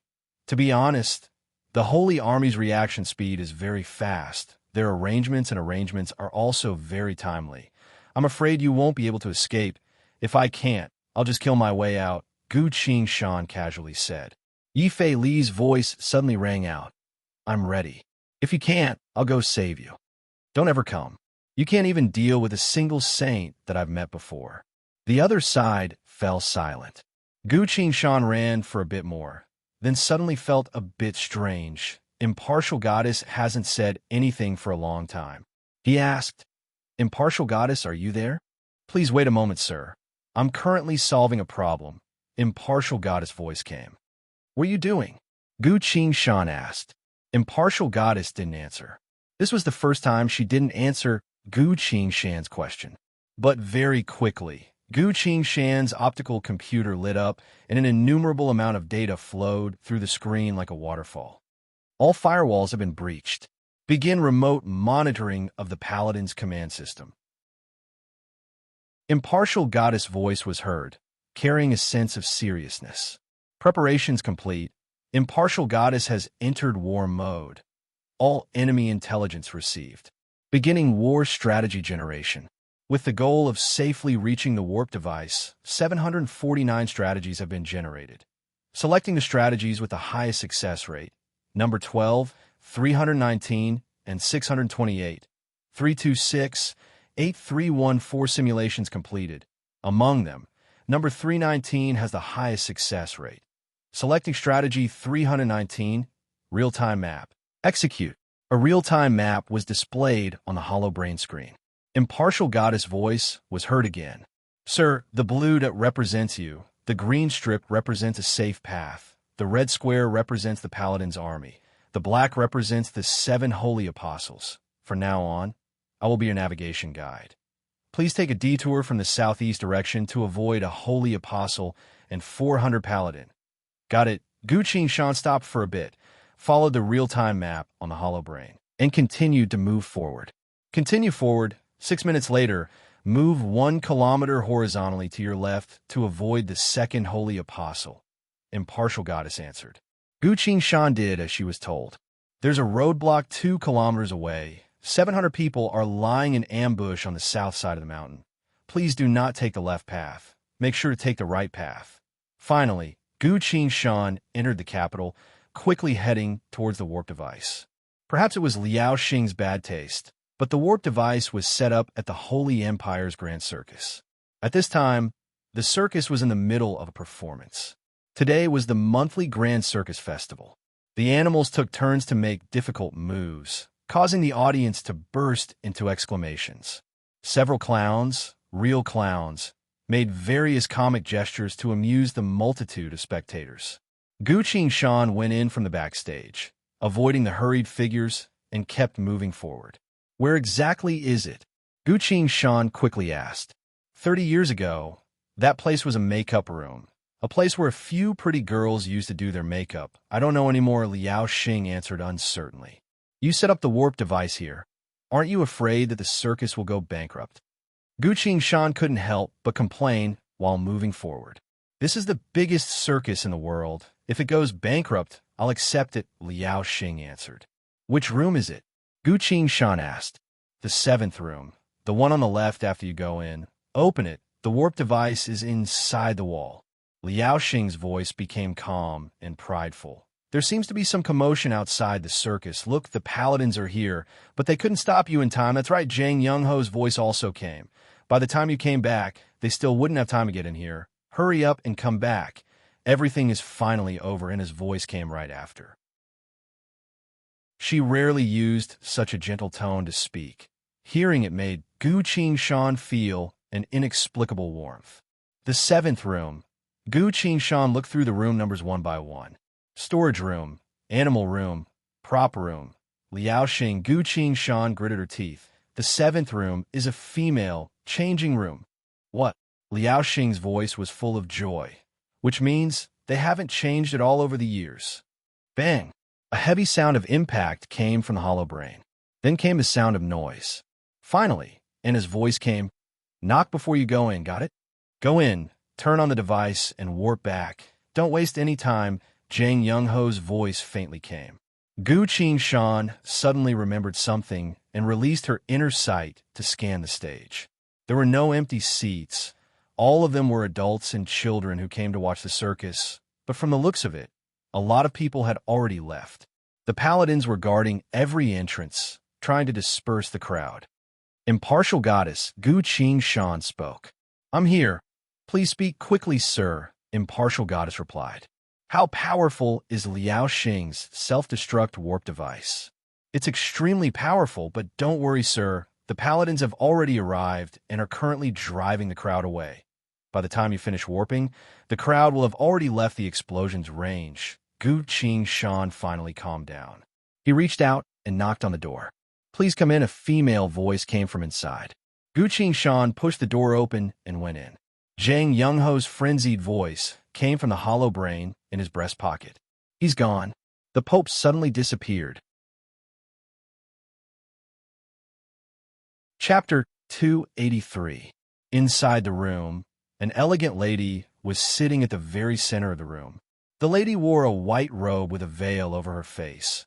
A bright holy halo hovered above her head. A pair of wings filled with holy light could be faintly seen behind her back. She was one of the most powerful rulers in the world, the most powerful professionist, the most mysterious legendary figure, a peerless existence. She was the Pope of the Holy Church. At this moment, she was looking down at the 3 cards in her hand and muttered, He is about to take away the most precious thing, awaken the sleeping dead, and bring a calamity of death to the Holy Church. Following her words, the 3 cards of fate suddenly leapt into the air and burned to ash. Seeing that, the Pope muttered, It's good. Fate has finally been unraveled. Gu Qingshan looked at her hollow brain and asked in a low voice, What happened to that thing? Time's up. Time's up. Anna's worried voice came from the hollow brain. The machine is ready, sir, the princess goddess replied. HM? Who are you talking to? The Pope looked at her. A friend, a taxi driver, Gu Qingshan replied. The Pope scowled. Let's not waste any more time. Please introduce yourself. Young representative of death. Gu Qingshan closed the door, walked into the room, and sat across from the Pope on a chair. Hello. I'm the Freedom Federation's Holy Empire Embassy's first-class military officer, Zhang Renjia. What did you take from the exhibition room? The Pope asked. A painting of Princess Anna and her father, Gu Qingshan replied. Honesty is a good virtue. I hope you will continue to maintain it, lest you suffer unforgettable pain, the Pope said. When she was about to ask again, Gu Qingshan suddenly said, I have a question that I've always wanted to ask Your Excellency, the Pope in person. After a brief moment of silence, the Pope smiled. How brave of you. Perhaps I should let you know the situation you're in. No.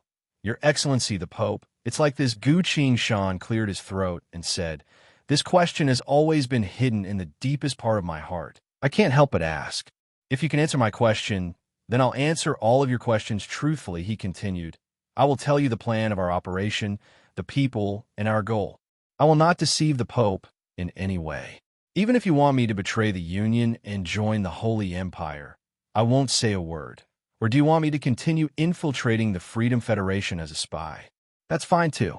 I'll definitely do as you say. But answer my question. Is my only request. Can I? Hearing this, the Pope's raised hand paused for a moment. All he had to do was answer a question. Not only would he be able to learn the intentions of the Federation, he would also be able to obtain a decent chess piece. Why would he waste his energy? If he dared to lie, he would naturally be tortured to let him know the consequences. The Pope thought it over and very easily made his choice. From now on, if you can serve the Holy Church loyally, I don't mind answering one of your questions. Ask away, she said. Gu Shan organized her words and asked, why don't you ever fight against the apocalypse? Whether it's the sea monsters, the man-killer fiends, or the game of Eternal, every country has made statements about them. Even the Emperor of the Empire and the Martial Saint of the Federation have personally led an army of professionists to exterminate the man-killer fiends. But why haven't you done anything? The Holy Empire is on the verge of collapse, and ever since the Holy Church seized power, they haven't done anything. Why is that? The Pope didn't think it would be this question, so she looked at Gu Shan in surprise. The Holy Empire isn't your homeland. Why do you care so much about it? She asked. What I care about is the survival of this world. Why? Because once the world heads towards destruction, all life forms will not be able to escape the fate of death and wither. Even you and I are the same, facing the apocalypse. There are those who can change it, and those who can't. Gu Shan continued. But you have the ability to. The Pope was even more surprised, half talking to Gu Shan, half muttering to herself. As far as I know, at every moment of life and death, humanity will fall into endless self-killing, losing all rationality. Fighting to the death, becoming hysterical, they will form their own organizations, kill the weak, take women by force, steal all resources in a frenzy. When faced with a powerful calamity, they'll take the place of others, and when they die, they'll take everything from them. Humans are arrogant, jealous, easily angered, lazy, greedy, lustful, gluttonous, filled with endless sins. They aren't worthy of me reaching out to save them. But you're also a human, Gu Shan said. I'd rather not be such a lowly and sinful creature, the Pope replied. Gu Shan went silent. There's a contradiction here, he then asked. If you hate all of this, why did you kill the Emperor and seize the Holy Empire's power? It seems I only need to answer one question, but your answer is incomplete. There are some things that an ant like you doesn't have a right to know. The Pope's tone suddenly became cold. I've suddenly lost interest in your allegiance. Tell me your background and mission objective now. Don't wait until I'm in a worse mood. Gu Shan grabbed the void of space. The Earth's sword appeared in his hand. TSK, that's not right. The Pope shook his head regretfully. Seems like you need to see hell first. I've seen a lot of hells, Gu Shan replied. He suddenly disappeared. The Pope was surprised. A sword appeared out of nowhere, stopped about a meter away from her, then couldn't go any further. 7 bronze arms appeared out of nowhere, blocking the Earth's sword's blade. Bam! With a dull sound, the 60,000 tons of force struck the 7 bronze arms, causing a small shockwave to spread. The 7 bronze arms didn't budge. The Earth's sword suddenly retreated, turning into dozens of blurred images, flying up and down, attacking 71 times in a blur. But every time the sword was about to hit the Pope, a bronze arm would appear to stop it. From the void of space, more and more bronze arms appeared. At most, there were over 100 of them at once. They were trying their best to stop Gu Shan's attacks. When Gu Shan put his sword away and retreated, the bronze arms had already disappeared into the void of space. Not bad swordsmanship. Unfortunately, it's too weak. The Pope calmly sat where she was, commenting on Gu Shan's swordsmanship. Suddenly, a card appeared from the void of space in front of the Pope. The card was vibrating intensely right in front of her, as if trying to express something. The Pope took the card, thought for a bit, then lightly nodded. She looked up at Gu Shan. Very well. Your body is full of sin. My holy apostle wants to cleanse it after Herd has used 300 different punishments on you. You'll probably understand. Chapter 284. The Pope threw the card out. The card let out a burst of light and disappeared. A figure appeared in front of Gu Shan. It was the great holy apostle who was fooled by the river before hurt. Gu Shan was surprised to see this. Card form? Is this spatial manipulation or a summoning from the void? No one knows what the Pope is capable of. But now, Gu Shan finally saw a clue. He silently put a heal pill in his mouth, and a spirit replenishment pill. It was now that the great holy apostle spoke. I was just thinking, the one who fooled me, I'll definitely cut him to pieces. Hurt stared at Gu Shan, gritting his teeth. A magnificent and dignified pattern appeared under his feet. The Holy Church's mystic type, God's chosen skill, the king of all God's chosen skills, heaven's judgment. As soon as the holy pattern under Hurt's feet fully unfolded, a gust of wind blew in the room. The sword came with the wind, softly landed in front of Hurt's feet, and flicked upwards. Too fast. Such a tricky and unexpected angle. It's hard to block it in a hurry. Hurt's expression changed, hurriedly retreated. As soon as he retreated, the sword seemed to sense him and followed him. Its speed suddenly increased. Shoo! The air let out a sharp, tearing sound as the sword became bigger and bigger in Hurt's eyes. Not good. Hurt knew he was too slow, so he had to protect his head with both hands and used holy power to cover himself. The sword hit. Although the strike was fast, it wasn't very powerful. Hurt didn't suffer any injuries, but his entire body was sent flying into the air as if he had lost his balance and was flailing about. The Pope looked at this scene calmly, but he felt a little strange in his heart. When you tried to assassinate me just now, the power of your swordsmanship wasn't this weak leniency. Even at a time like this, you're still being lenient? She muttered. Gu Shan didn't care about what she was thinking. Her inner sight focused on the earth sword and silently observed it. As soon as the first strike was performed, the holy power around Hurt's body disappeared, while the earth sword glowed. This light was a combination of Gu Shan's spirit technique and Hurt's holy power. The light drifted around the earth sword's body, finally stopped near the hilt and stopped. Seeing this, Gu Shan took a deep breath, and her expression became serious. The first star had been formed. He was still 6 stars away. That strike just now was the first technique of the 7 stars flowing dragon, parting the sky. To unleash the full power of this secret art, he must hit the enemy 7 times in a row. This was a very difficult task.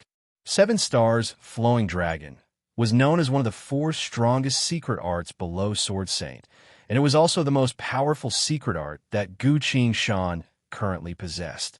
Gu Shan had no choice but to use this secret art, because it was her only chance of survival. Gu Shan looked at the saint who was floating in the air with a sharp gaze. It had to be connected. He leapt up, swinging the earth sword in pursuit. 7 stars flowing dragon, life pierce. A thin sword phantom as thin as a gossamer appeared from the earth sword. Hurt reached out both hands as 2 white flames appeared. He shouted and pushed forward with both hands. Unfortunately, Gu Shan's strike was too fast, and the attack range was only as thin as a strand of hair, so it was hard to distinguish. A sha sound was heard. The thin sword phantom was sentient, avoiding Hurt's hands, went straight through his body, and made a small hole on the roof. The second strike hit. The earth sword once again let out a light. This light was mixed with blood essence, drifting around the earth sword's body, silently moved in front of the first light, and stayed still. Hurt looked at his wound. Such a small wound was nothing at all. He released his holy power to cover his entire body, but found nothing wrong with it. Using the holy power inside his body, the small wound quickly disappeared. You dare to cause trouble in the Holy Church with such a small trick? Hurt was a bit disappointed. Seeing Gu Shan falling down, he used his God's chosen skill again. Judgment, he shouted. Countless black holes appeared all over the room. Hurt reached out his hand and grabbed 2 people who were on the verge of death, then used his holy flames to burn them into skeletons. I designate, he screamed, only to see Gu Shan standing on the ground, pointing her sword at Hurt from afar. From the void of space, hundreds of thin sword phantoms as gentle as the wind, attacking from all directions. Third strike, wind twist. Hurt's clothes were cut to shreds, as if he was being tortured by 1,000 cuts. Extremely pitiful. As Guqing Shan looked at the sword, the third light appeared on the earth sword, lining up with the previous two. But this strike wasn't very powerful. Although it looked terrifying, it didn't actually hurt Hurt's bones. These strikes weren't very powerful, but they were always unexpected. Guqing Shan's strikes were also very clever. Hurt couldn't even parry them. The Pope furrowed his brows and said, "You do have some skill." She quickly took out a card and put it in front of her. The person on the card was still the great holy apostle Hurt, angrily shouting at the sky. The Pope took out another card. This time, it was a large shield. She put this card on top of the great holy apostle Hurt's card. "Bless you, protect you, my holy apostle," she said. The two cards flashed and combined into one. On the card, the great holy apostle Hurt was holding a large shield in front of himself. Inside the room, in front of Hurt, a light blue shield suddenly appeared. With such a large shield blocking, it would be hard for Guqing Shan to easily hit Hurt again. From time to time, holy light would shine from the shield, quickly and steadily healing Hurt's wounds. The wounds on his body disappeared at a speed visible to the naked eye. This is a powerful piece of equipment. Not only can it block heavy attacks, but it can also continuously heal the user's wounds. In countless battles, it was unknown how many experts had fallen in front of this shield, dying with regret. Holding the shield in his hand, Hurt shouted in a frenzy, "Damn brat, I'm going to throw you into the deepest prison of the Inquisition. I'm going to make you suffer."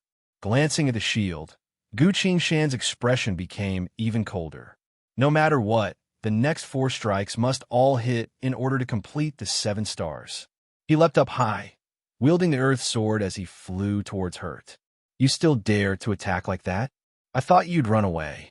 The Pope lightly laughed, suddenly interested. She waved her hand. At the edge of the room, the air began to ripple. When the air returned to normal, a card appeared in the Pope's hand. A door was drawn on the card, and there was an eye-catching metal lock on the door.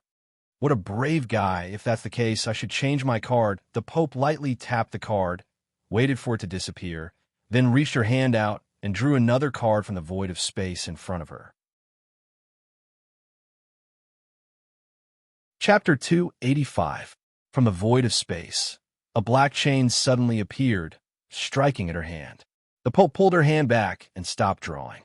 The black chain stopped for a while, then slowly disappeared. TCH, it came too quickly. There's still one more fate seal left. The Pope spoke a bit regretfully. "The limit of 3 cards? That's enough." She looked at the card in her hand. A layer of black fog surrounded the edge of the card, and at the very center of the card was a portrait of a person. The expression on the man's face kept changing. One moment he was covering his ears with his hands, showing an expression of extreme pain. The next moment, he was dancing with joy and beaming with joy. The Pope took the card and threw it towards Guqing Shan. The card disappeared without a trace. While Guqing Shan was in the air, the void of space around him suddenly started to move. Black fog quickly appeared and enveloped him. "It's over," the Pope said. A second later, a 7-colored light appeared from Guqing Shan's body. From the void of space, a rain of flowers and auspicious beasts descended. 6 guardian deities of virtue wielding various weapons appeared. The 6 guardian deities surrounded Guqing Shan and shouted in unison, "Ho!" The black fog that enveloped Guqing Shan let out a scream of pain, abruptly scattered and disappeared without a trace. And Guqing Shan also disappeared without a trace. Disappeared again? What kind of space-type God's chosen skill is that? The Pope was surprised. At the same time, Hurt raised a shield in front of him, calmly chanting, "I declare the creature in front of me to be evil." Hurt screamed in pain. Then an intense pain came from his back. He got hit again. The pain of being hit isn't much. Hurt can endure it. But the problem is that there's an intense electrical current flowing through his body, causing him to lose the ability to move. Lightning thaumaturgy, uncontrollable. Arc. Hurt was twitching in the air. The black holes had already gathered together, about to form a black gate, but now they scattered and returned to their original positions. Uncontrollable, can only control the enemy for 1 second. What could he do in 1 second? At least for Gu Qingshan, it was enough for him to perform the remaining 3 consecutive slashes. As if there was no time left, Gu Qingshan's sword pierced through the air and slashed 3 times on Hurt's body. 7 consecutive sword strikes, not a single one missing. This was not easy. Hurt was the strongest warrior of the Holy Church. He even had a shield in his hand, and the Pope was glaring at him from the side. However, Gu Qingshan still used all 7 swords. On the Earth Sword, 7 lights were flashing non-stop, giving off a faint woo-woo sound as if calling something. The Pope couldn't sit still any longer, lightly scoffing. For sins that are too severe, we must increase the severity of the punishment. She drew another card. On the card was a valiant man dressed in a gorgeous red robe. Cardinal Kid. Over the years, no one had managed to escape from Hurt and Kid's siege. The Pope took the tile and was about to throw it out. Gu Qingshan suddenly disappeared from the air and reappeared in front of her. Sword chi flowed out of his body like an uncontrollable turbulence, turning into sharp gusts of wind that circled around him to form a whirlpool. His body was filled with a strange rhythm. More blue sparks uncontrollably came out from Gu Qingshan's body, infused into the whirlpool of sword chi and absorbed the essence of the sword chi inside. Time seemed to stop at this moment. At this moment, Hurt finally managed to catch his breath in the air. The Pope was about to throw the tile in her hand.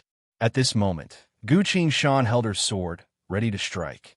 As the Pope looked at him, she suddenly had an illusion.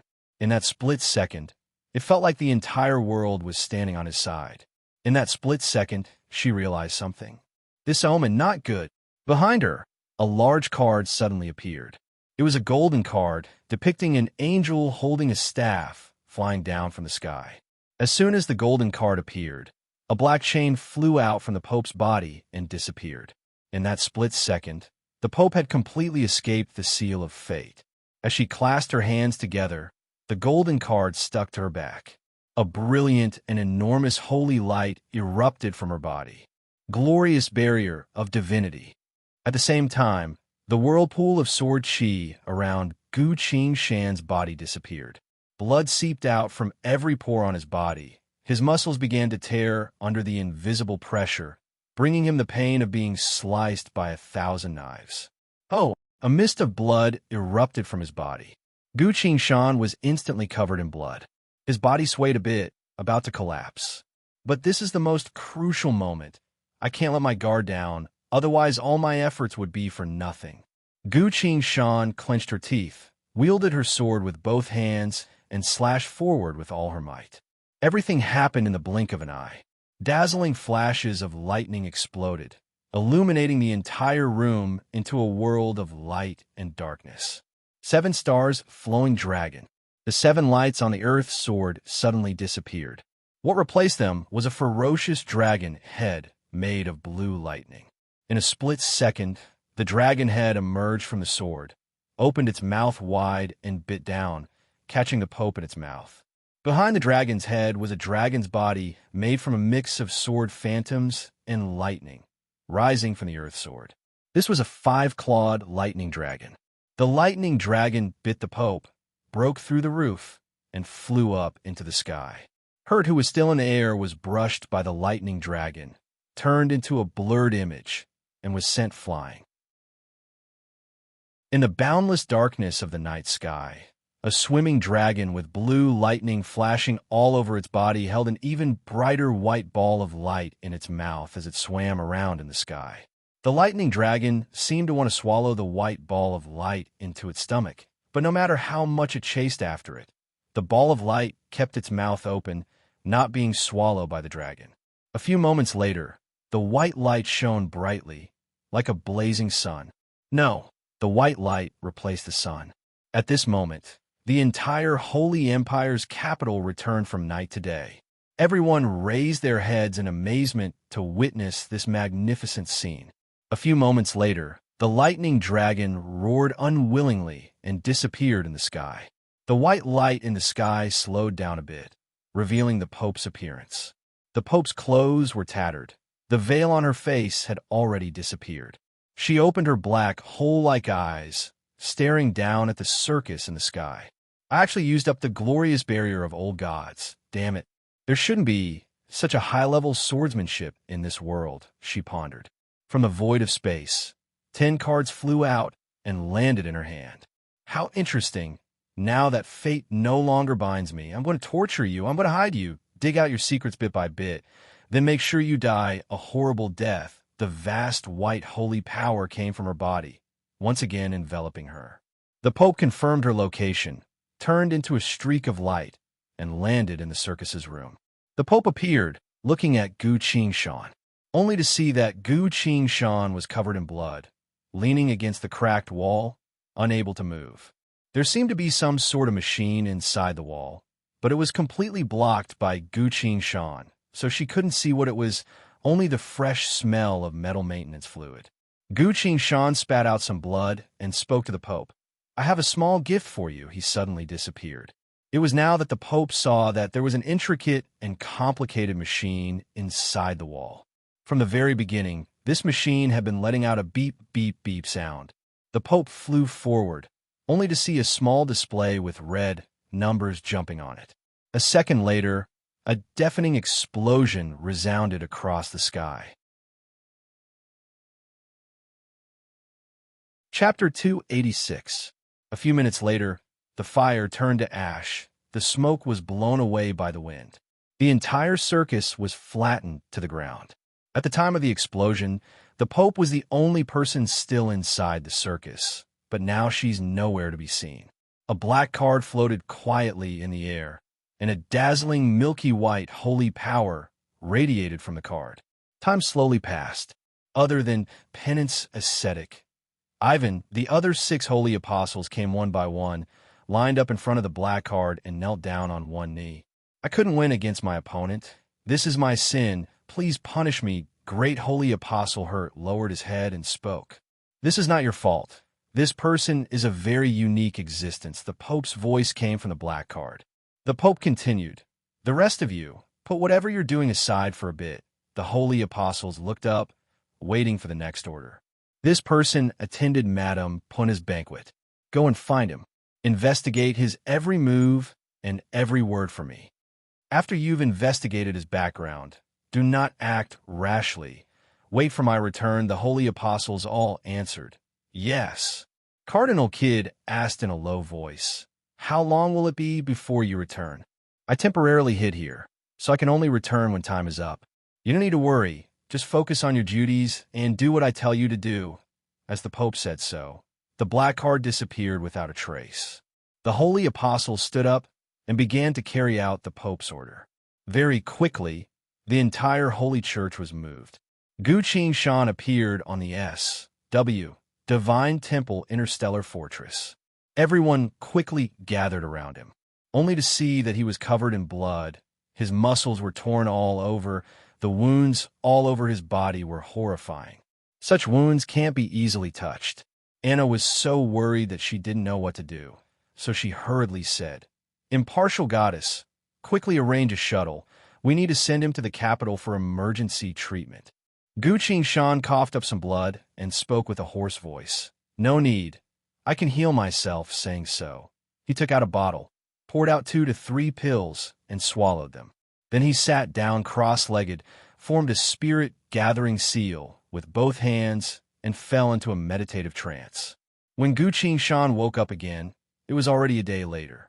The meridians in his body still felt as if they were being pricked by needles, and from time to time, he would feel an unbearable pain. Fresh blood had formed a layer of scab on the surface of his entire body, and it hurt whenever he moved. Her dantian was empty. Gu Qingshan tried, but she couldn't gather any spiritual power.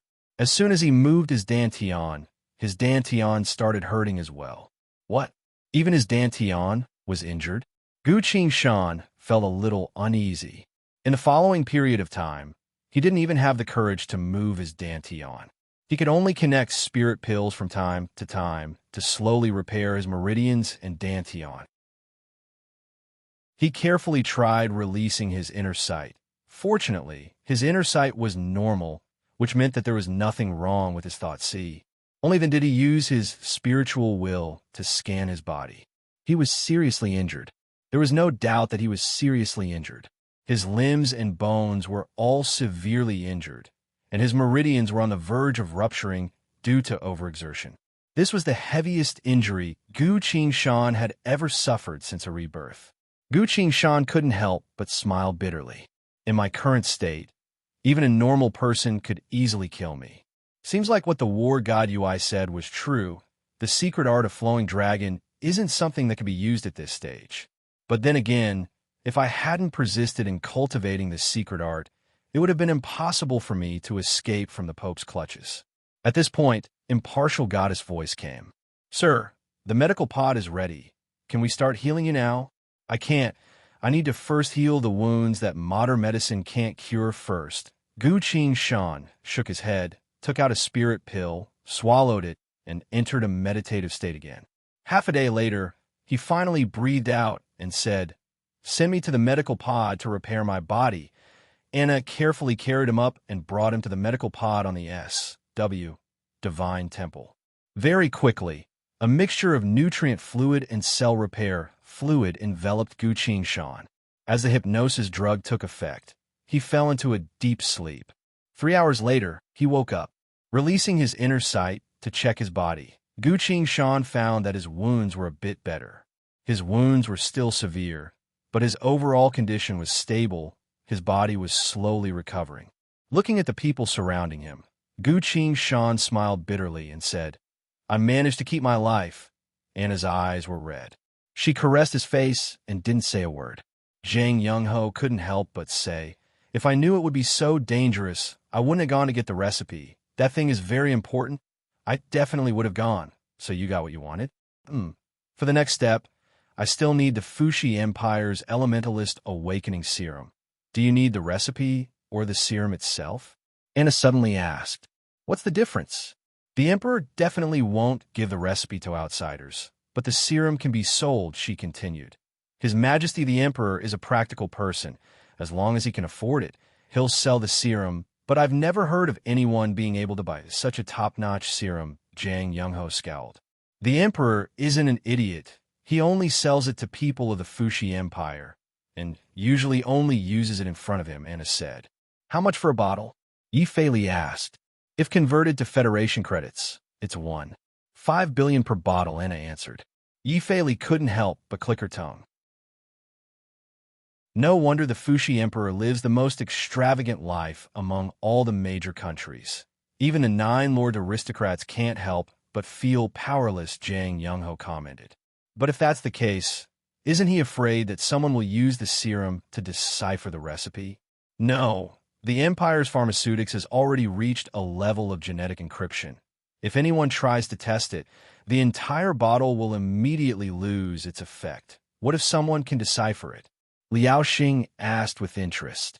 If they have that kind of technology, they'll be able to create the same serum themselves. I don't have anything else, but I do have a bit of money, but I'm not sure if he'll sell it to me, because I'm a member of the Federation, Gu Qingshan said. Anna patted her chest and said, Just leave it to me. Maybe I'll even get a discount. Impartial goddess, I authorize Anna to use my Federation merit whenever she wants, Gu Qingshan said. Very well, it's been verified. Impartial goddess answered. Anna glanced at him and scoffed. All the men were confused.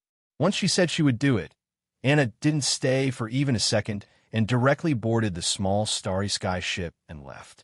She quickly arrived at the Fuxi Empire and found the Emperor. The Emperor was currently choosing a horse in the horse farm. A 99% purity Elementalist Awakening Serum. The Emperor asked while stroking the large horse in front of him. That's right. Your Majesty, please sell me a bottle. Anna clasped her hands together and smiled, trying to flatter him. The Emperor didn't say anything. Anna immediately said, I'll pay you however much you want, but I remember that your fire elemental has already awakened to the peak of the 4th stage. You don't need this, the Emperor slowly said. I'm not using it for myself. I'm giving it to Gu Shan. Ah. The emperor turned around and flashed a meaningful smile. Anna's expression didn't change at all. What is it? Who doesn't want their man to be strong? The emperor shook his head. But he's not a Fushi Empire citizen. That's breaking the rules, Anna answered. If he follows me, he'll leave the Federation sooner or later. These words struck the bottom of the emperor's heart. You that confident? Of course, the emperor smiled. Chapter 287. Anna asked, what do you want to bet? The emperor answered, ask him for a patented mech technology. Any kind of technology is fine. If you get it, I lose. The serum isn't an issue. What if I don't get it? Then I'm sorry. The next time you come to Fushi as guests, I'll think about it again, the emperor shrugged. Very well, it's a deal. It's a deal. Anna then turned on her hollow brain, contacted Gu Shan, and asked for a mech technology. Very quickly, a data packet was sent from space. It only took a few minutes. Seeing that, the emperor's smile grew wider. Without hesitation, Anna sent the data packet to the emperor. The emperor glanced at it and ordered, men, verify it. Someone brought the hollow brain away. Let's go. We'll ride a horse first, the emperor said. All right, it's been a long time since I've ridden a horse, Anna happily agreed. The emperor picked a tall and handsome black horse, while Anna picked a fiery red filly. The two of them chatted as they rode around the horse farm. When they returned to their original spot, a few attendants were already waiting for His Majesty. The scientists were all staring at the hollow brain, excitedly chatting with each other. How is it? The emperor dismounted and asked. The leading scientist excitedly answered, Your Majesty, there's nothing wrong with this technology, and it just happened to solve one of our current mech manufacturing problems. Just happened to solve it? The emperor instinctively repeated that. That's right, this problem has been bothering us for over 2 years now. We've done quite a bit of research, but there hasn't been much progress, the scientist excitedly said. That's great. With this technology, the Empire's mech power system problem will be solved in no time. Very well. You may leave, the emperor said. How is it? Seems like I've won, Anna triumphantly said. Not only does your boyfriend have his heart on you, he's also a smart person, the emperor said. He finally calmed down.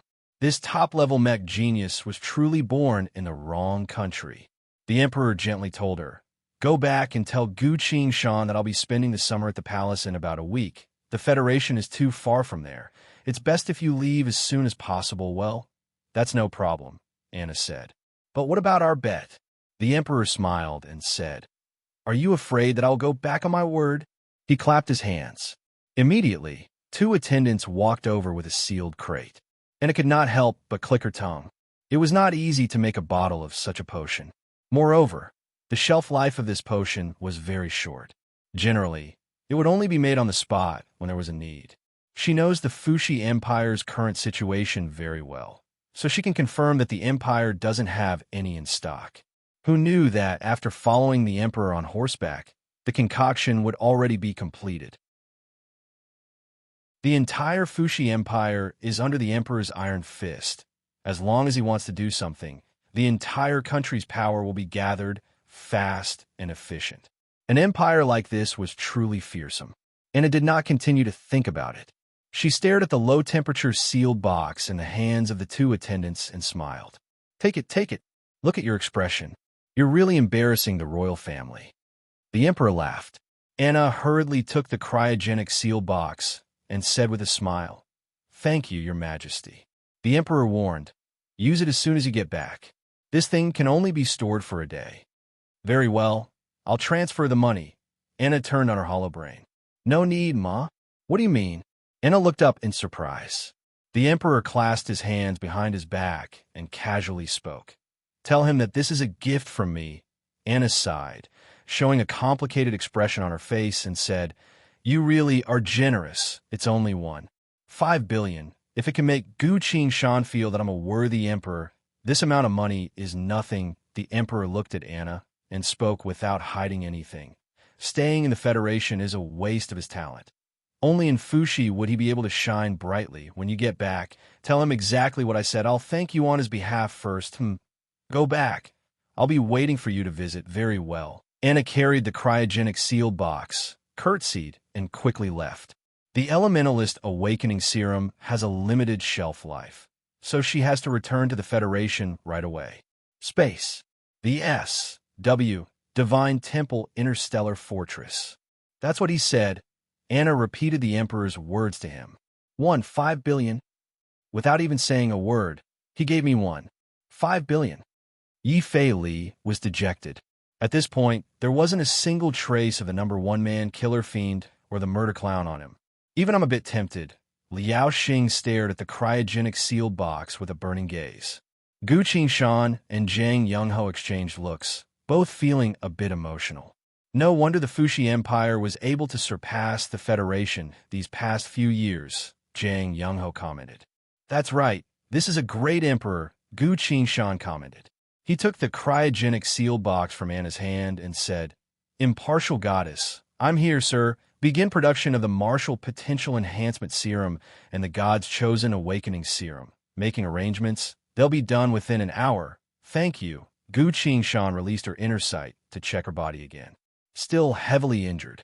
But her Dantian is a bit better. There's spirit energy slowly gathering. That's the best news. He struggled to stand up and found that he can barely walk. But if he tries to walk even a bit faster, he'll feel the pain of his meridians being torn apart. Gu Qingshan suddenly asked, Has the game of Eternal started yet? No, there hasn't been any movement, Yi Fei Li answered. That's good, Gu Qingshan sighed in relief. But from the way you look, even if it does, you won't be able to do anything, Yi Fei Li said. Gu Qingshan could only smile bitterly.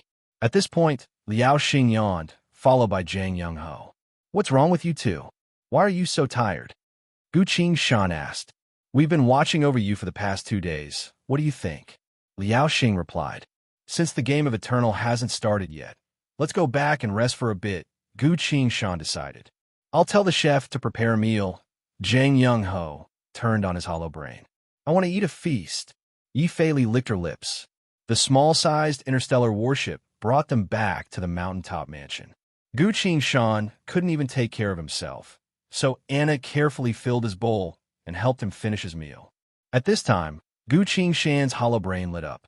Sir, the serum production is going smoothly. It's now complete. Do you need it now? Impartial Goddess asked.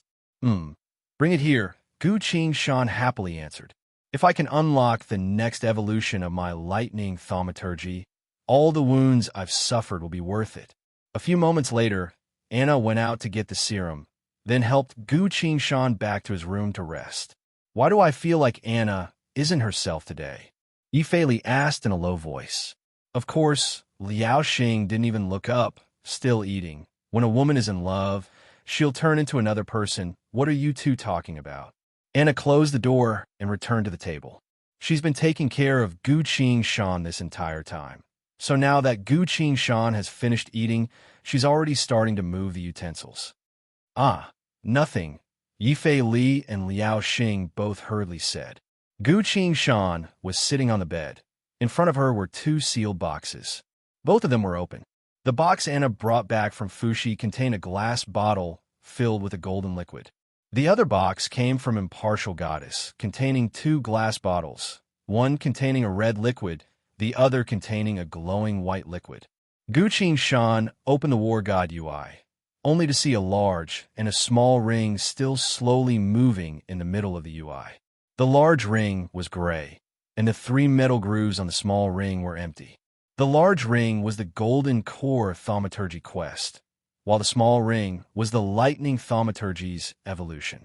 Only by completing the evolution of the Lightning Thaumaturgy will the large ring quest be activated. It's finally here. Gu Qingshan placed the 3 glass bottles into the slots. The slots closed. The entire metal ring was spinning, giving off a blinding light. Lines of glowing text appeared on the War God UI.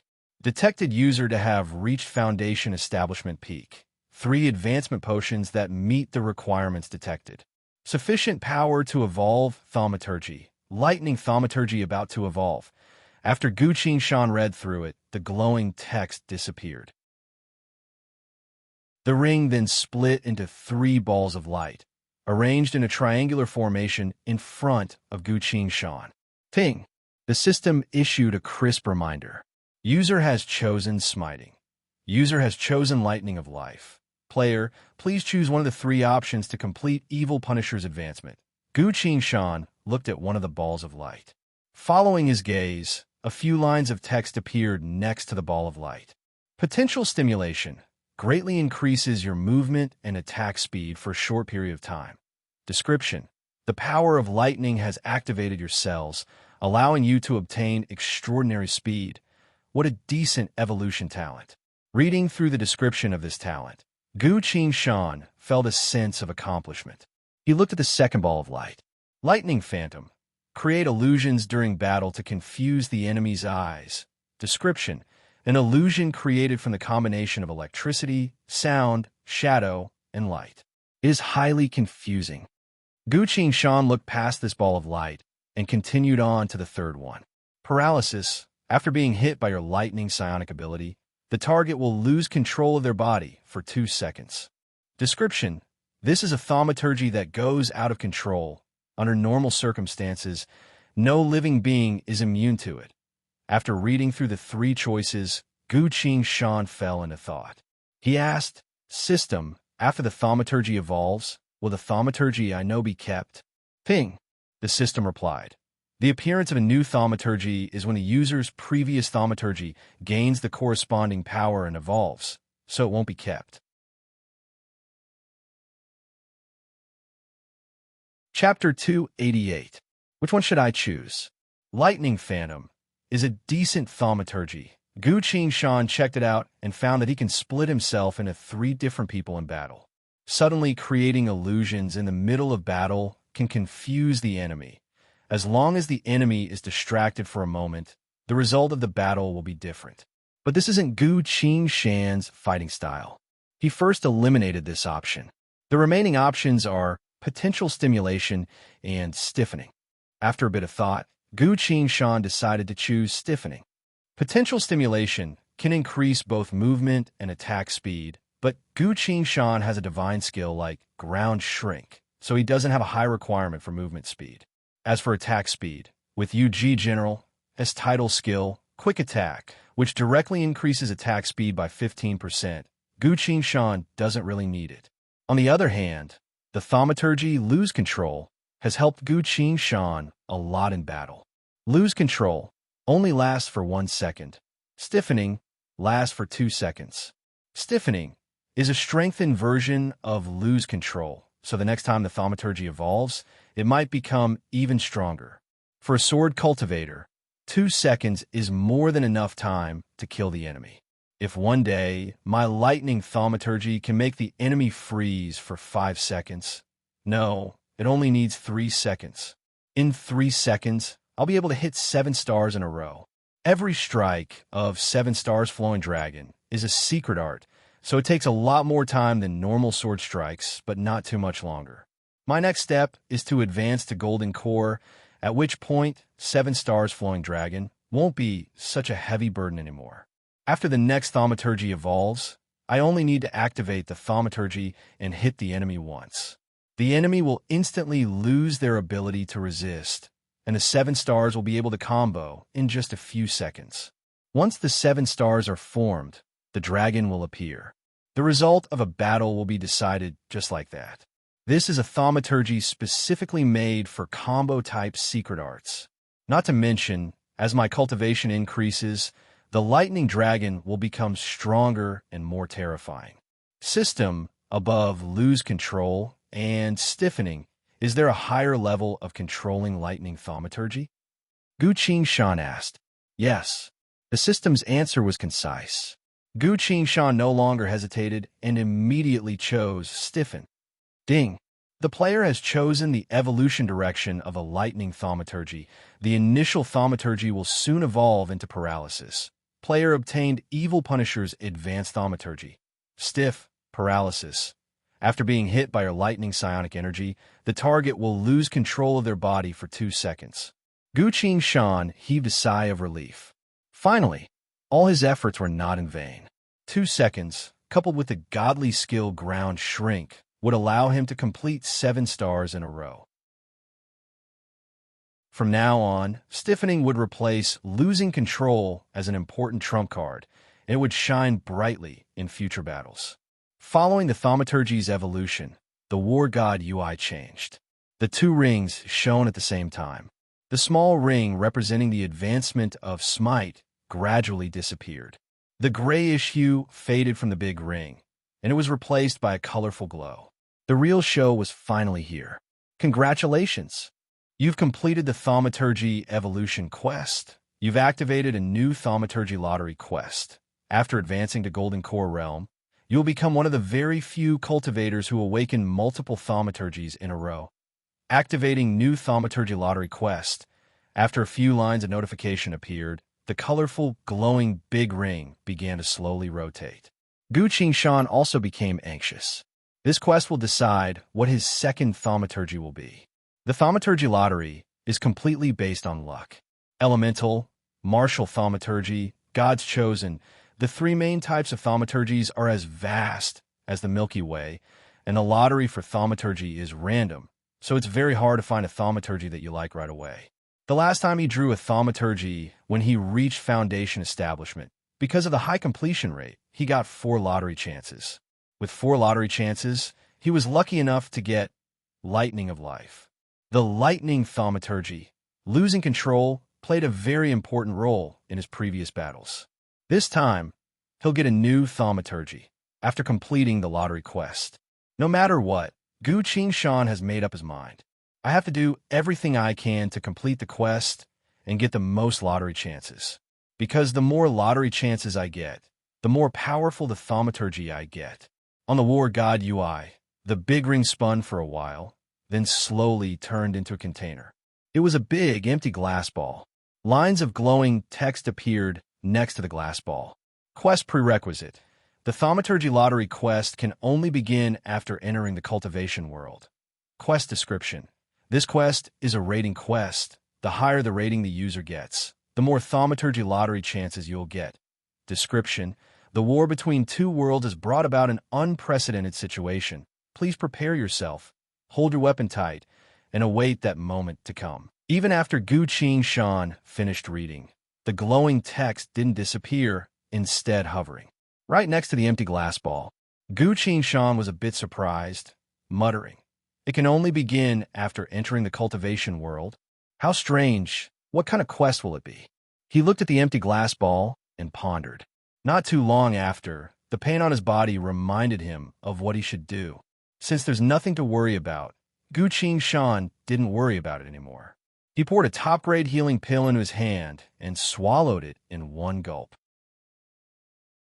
Looking at the jade bottle in his hand, there aren't many healing pills left. These are the healing pills by Hua, Saint prepared for him. If it was in the cultivation world, it would definitely be fought over by tens of thousands of people. But now he's eating them like they're candy. Gu Qingshan doesn't feel bad about it. After all, the most important thing right now is to heal himself. One night passed. The sky brightened as the sun rose. Gu Qingshan came out of his room, his steps a lot lighter. "How are you?" Anna looked at him and asked with concern. "I'm fine with simple activities, but I still can't fight." Gu Qingshan looked around and asked, "Where's Yifei Li?" Liao Xing answered, "He went out to kill monsters early in the morning." Saying he's following impartial goddess orders to clear his city, Gu Qingshan said, "I was just about to tell him that his God's Chosen awakening serum is ready. It's okay. I'll give it to him when he gets back," Zhang Yongho said. Impartial goddess. Has Yifei Li's ear been hurting lately? Gu Qingshan asked. The pain usually lasts between 21 to 39 hours. It's already been 35 hours, but the pain still hasn't acted up, Impartial goddess answered. "Then I'll have to trouble you," Gu Qingshan said. Right at this time, the game of Eternal suddenly arrived. An old voice resounded across the entire planet. "Humans of this world, the apocalypse has come. Calamities and calamities are endless. Your fate is like an ant in a flood, insignificant and out of your control. Do you want to change your fate? Struggle against fate. Advance through slaughter. Only the strong will be able to survive. If you want to become eternal, then challenge it. Once you succeed, you shall obtain great power." The game of Eternal Challenge. now accepting registrations. As soon as this was said, a large line of text appeared in front of everyone in the world. Do you want to sign up and become eternal? Yes/no. Zhang Young-ho and Liao Xing exchanged glances, a bit worried. The game has finished its upgrade, finally showing up again. Gu Qing-shan spoke, impartial goddess. I'm here. Please speak, sir. Replay the footage of the murder clown. Understood. A few moments later, all the hollow brains in the world lit up.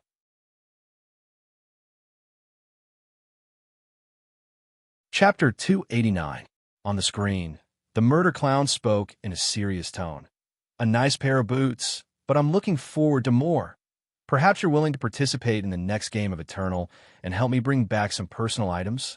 Your end will be the same as the previous champions, but don't worry, I will treasure your prize. The screen froze, hovering in front of everyone. Almost as soon as the clown finished speaking, the game of Eternal responded.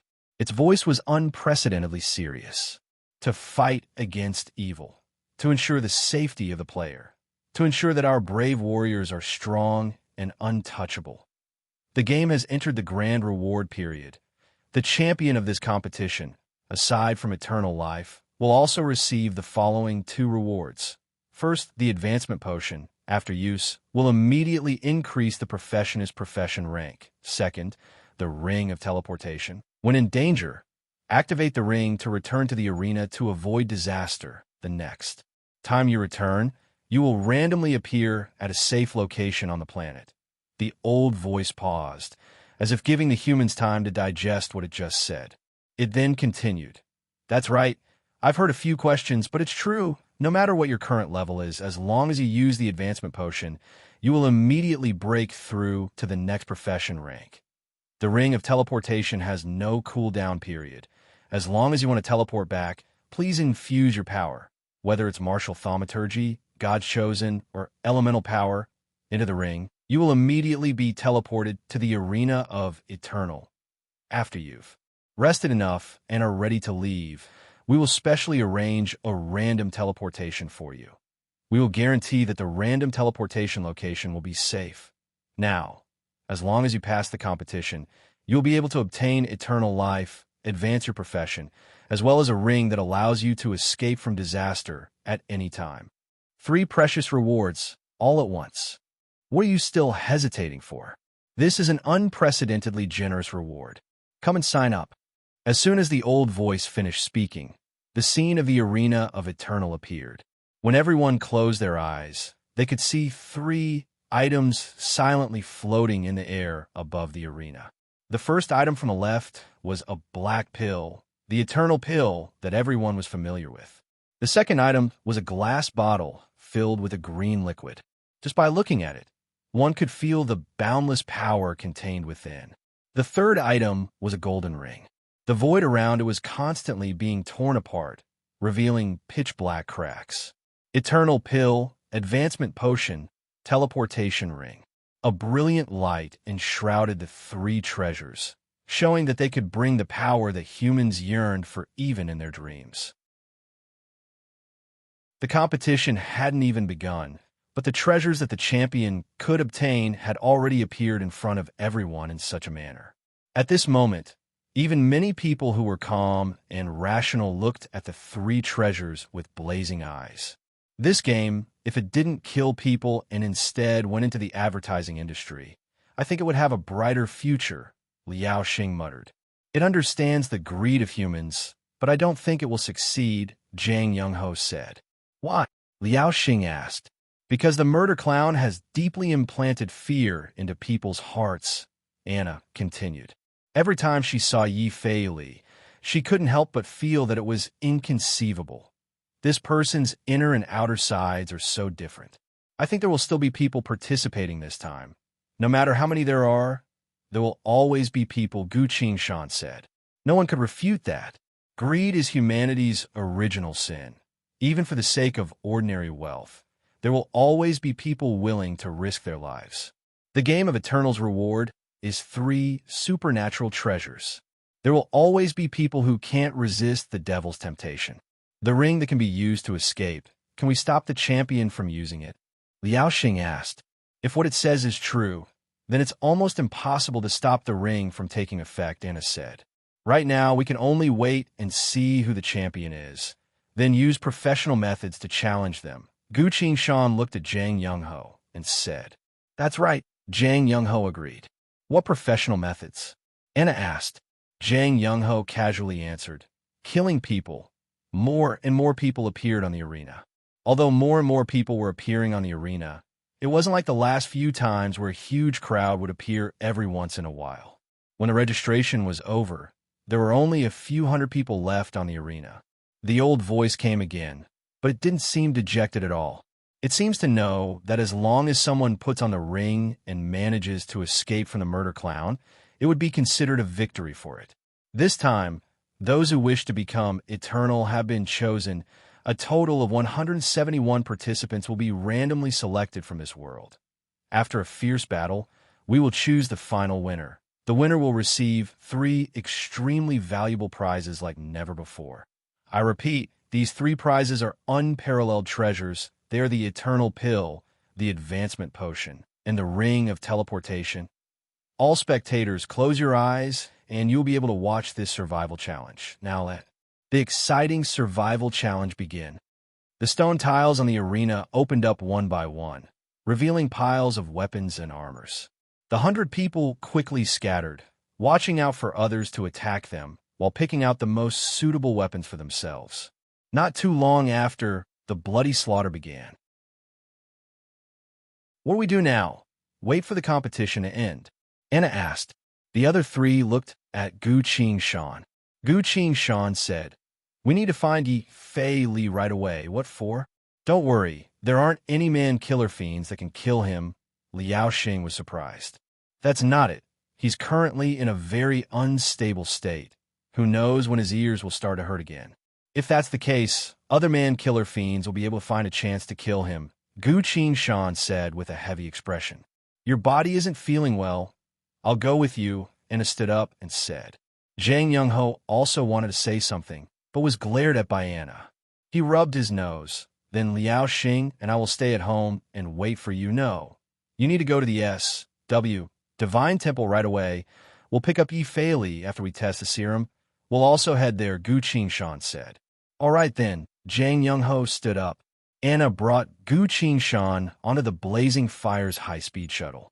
Under Zhang Youngho and Liao Xing's watchful eyes, the Blazing Fire flew up and slowly disappeared over the horizon. On the shuttle, Anna took out a bottle of liquor from a hidden compartment and gestured to Gu Qingshan. Do you want some? No thanks, just make the shuttle go faster, Gu Qingshan said. What is it? You look like you're in a hurry. Anna was a bit surprised. I'm a bit worried about Yi Fei Li. His ears have been hurting a few times already. From the looks of it, it's going to happen again soon, Gu Qingshan said. A God's Chosen Skills awakening will have all sorts of abnormal situations. I don't think you need to worry too much, Anna said. I'm actually a bit curious. What kind of God's Chosen Skill will a man-killer fiend awaken? He's a perfectly evolved man-killer fiend. His awakening will definitely be different from everyone else's. Let's just hurry up a bit, Gu Qingshan said. Anna put the bottle back and began to seriously pilot the shuttle. Watch me, she said. With a loud sonic boom, the Blazing Fire instantly entered supersonic flight. Impartial Goddess, connect me to Yi Fei Li, Gu Qingshan said. Connecting, Impartial Goddess answered. A series of screams came from the hollow brain. Why are you calling me now? I have a very strong opponent to deal with right now, Yi Fei Li complained. Just run away first. We'll go together. Run away? Are you kidding me? This is my mealtime. And the opponent is also very strong. You won't be able to run away. Gu Qingshan didn't say anything else and hung up. Impartial Goddess, send his exact location to Anna, Gu Qingshan said. Very well, sir, Impartial Goddess replied. Anna received the location, looked at Gu Qingshan, and said, Don't worry, we'll be there very soon. Yi Fei Li looked at the man-killer fiend in front of her, feeling a bit of a headache. It was a gray mutated man-killer fiend, a 6th-stage man-killer fiend, just like Yi Fei Li, but it evolved a bit later than Yi Fei Li. Yi Fei Li evolved a lot earlier, and having been with Gu Qingshan's group every day, she's learned quite a bit of fighting skills. so killing it shouldn't be a problem. But this mutated man-killer fiend has a very headache-inducing ability. Undying. No matter how much Yi Fei Li hit it, no matter how heavily it was wounded, it would quickly recover without any signs of dying. On the contrary, taking advantage of Yi Fei Li's carelessness, the Gray Man Killer Fiend traded wound for wound and hit Yi Fei Li twice. Pah, I don't believe it. Yi Fei Li spat out a mouthful of blood and cursed. He was flying high in the air, both hands turned into long blades with an endless amount of blood-red flames gathering on them. I wonder if you'll still be able to live after being cut in half, he muttered. Seeing that, the Gray Man Killer Fiend also turned its hands into blades and roared, not to be outdone. Yi Fei Li mustered all his strength and was about to fly down. Suddenly, a strange buzzing sound resounded in his ears, as if many unknown entities were talking to each other in his ears. Oh no, why is it acting up now? Yi Fei Li's expression changed. A second later, he felt a bone-piercing pain from both his ears. Ar! Yi Fei Li screamed in pain, fluttering around in the air. But the Gray Man Killer Fiend didn't let down its guard at all, instead carefully taking a step back. Yi Fei Li struggled for his life in the air, sometimes crashing into skyscrapers, sometimes getting caught by automatic street lights, flying left and right for a while, before crashing down. Boom! A large crater was formed on the ground. Inside the crater, Yi Fei Li's cries could be heard. Ouch, ouch, ouch, ouch. Ark! Help! The Gray Man Killer Fiend finally rushed forward, looking down from the crater, only to see Yi Fei Li covering his ears with both hands, rolling around on the ground, losing all ability to fight. After observing for a few seconds, the Gray Man Killer Fiend calmed down. If I can kill this guy down there, I'll definitely get a lot of benefits. Without hesitation, it smirked and leapt up. His hands transformed into a long saber, and a faint gray aura completely enveloped it. This strike will cut off the other party's head. Just as it was about to succeed, a black flame suddenly bloomed from the void of space. The black flame slowly expanded, turning into a half-armored skeleton. Chapter 290. The Gray Man Killer Fiend screamed in anger, falling to one side. It rolled a few times on the ground, but found it couldn't put out the black flames. Both hands turned into blades. The Gray Man Killer Fiend quickly cut off all the parts of its body that were burning. The black flames burned away the flesh and blood that were cut off. Very quickly, the Gray Man Killer Fiend's body grew back new flesh. A pleasant female voice rang out. How interesting. It can use this method to counteract my flames. Anna looked at the other side, her eyes full of surprise. What do we do with this monster? Kill it? She asked Gu Qingshan. Let's wait for a bit, Gu Qingshan answered. He walked down the hole, pinned Yi Fei Li down, opened a glass bottle, and poured all the liquid inside into his mouth. What is this? Yi Fei Li breathed heavily. He suddenly went silent. Dash, he screamed, curled up into a ball, using his wings to cover himself.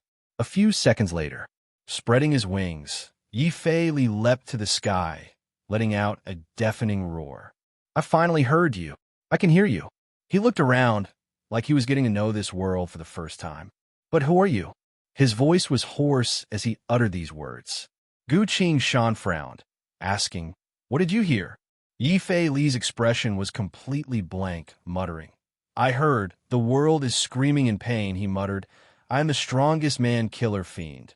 So the world gave me God's chosen, to let me hear the truth. Gu Qingshan's heart twitched. This seems like a mystic-type God's chosen skill awakening. Could it be that I got it right by accident? After Yi Fei Li drank the God's chosen awakening serum, he really did evolve and obtained a mystic-type God's chosen skill. What kind of skill would the strongest man-killer fiend obtain? God's chosen skills are basically illogical, and mystic-type God's chosen skills can never be measured by any standard. Gu Qingshan asked in a low voice. What exactly did you hear? Say it. Yi Fei Li's bloody eyes were hollow as she said, Some people are complaining that the number of participants is too small.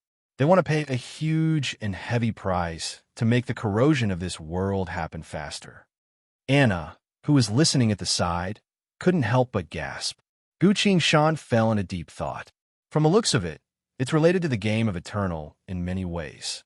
If Yi Fei Li really did awaken a mystic-type God's chosen skill and can hear voices from outside the world, then the implications of this are too inconceivable.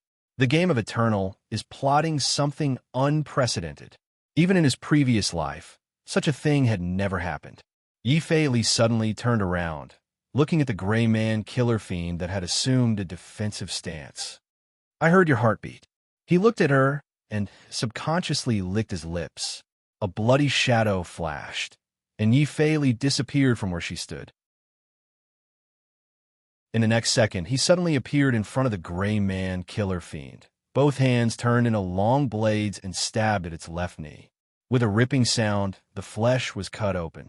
A blurry, pulsating, blood-colored object was protruded out by his hand. The heart was hidden here. No wonder it couldn't be killed. Ah ha ha ha. Yi Fei Li laughed madly. He swung his fingers, cutting the pulsating object into pieces. The gray man killer fiend let out an earth-shattering roar of pain, falling to the ground. It tried its best to stand up again, but slowly its entire body stopped moving. Finally, it couldn't make any sound. A bloody mist rose from its body, drifted and entered Yi Fei Li's body. "Oh, it feels so good," Yi Fei Li moaned. The bloody light slowly condensed in front of him, forming a thin, blood-colored rectangular object. Gu Shan was truly shocked this time. "Scroll? Card? I still can't see it. That's really rare," he muttered. "What an unparalleled talent." But very quickly, the small rectangular object couldn't maintain its shape anymore and directly collapsed. Yi Fei Li suddenly opened his eyes wide, speaking with a soft voice. I think I can hear them arguing intensely. Their voices are very clear, as if he was mimicking someone else. He slowly repeated, "Let Bloodbone Demonis go. Let it enter the eternal pill in its most primitive form. Then enter that world, letting it go through the world barrier right now. The price is too heavy. Just this once if we succeed, then the price is..." As soon as he said that, Yi Fei Li's body trembled. I can't hear anything again," he said inexplicably. Bloodbone Demonis. Gu Shan tightly grasped this word. Bloodbone Demonis is the most chaotic and evil breeder, capable of devouring all living beings, turning them into demons and giving birth to them. This kind of demon is extremely powerful, but even more terrifying is its parasitic nature and reproduction. If you don't know about its existence beforehand, it would be very hard to find it. Fortunately, since it wants to enter the most primitive form, its strength will be limited. Gu Shan looked at the gray man killer fiend's corpse on the ground, then looked at Yi Fei Li and asked, "How do you feel?" "I think I got a God's chosen skill called Listen." Yi Fei Li thought about it. "Specifically listening to voices from outside the world?" "No, it seems like I can hear different things at different times. I'm still not sure." Yi Fei Li seemed to be having a headache. Gu Shan didn't ask any further, only saying, "Then your strength should have increased a bit." "That's right. Although I haven't broken through yet, I'm definitely stronger." Yi Fei Li nodded and looked at the blood flame in his hand. The blood flame was more solid, as if it was filled with endless power.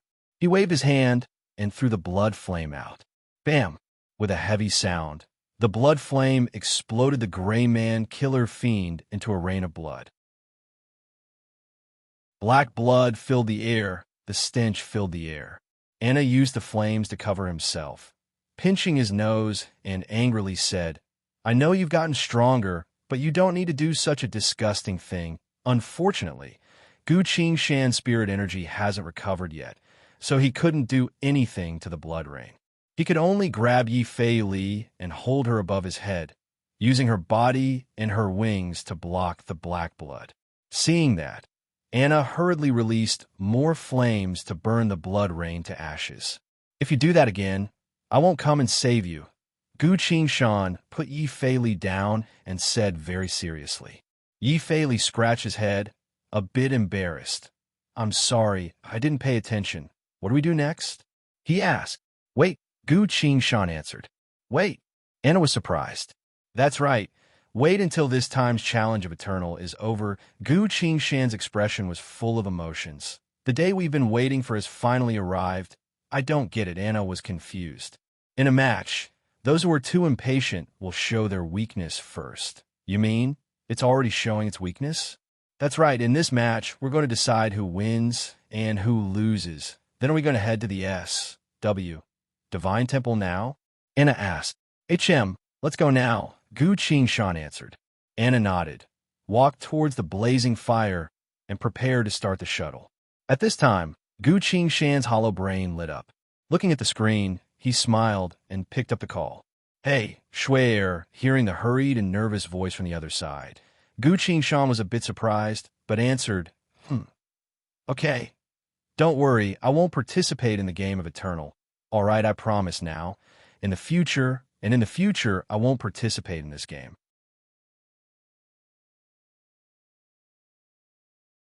Chapter 291. I was the one who told her to do this. Why did she mention it to me again? Gu Qingshan quickly thought about it. After chatting for a bit, Su Sher seemed to have something to do and quickly hung up. Gu Qingshan thought for a bit, then asked, Impartial Goddess, are there any issues with Su Sher's real-time data?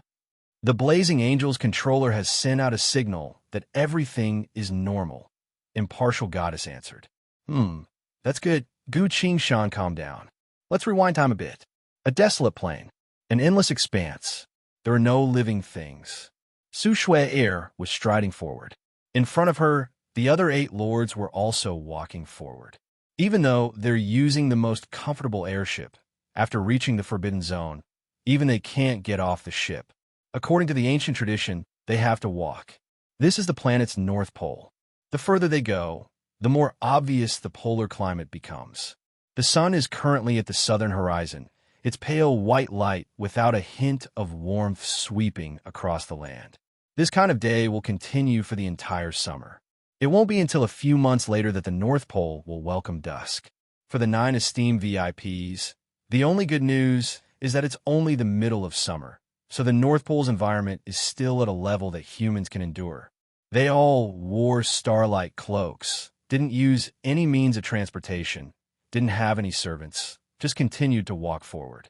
After a few hours, they finally decided to take a break. Every time I come to this place, I have to rest for a long time after returning. An old lord rubbed his leg and complained.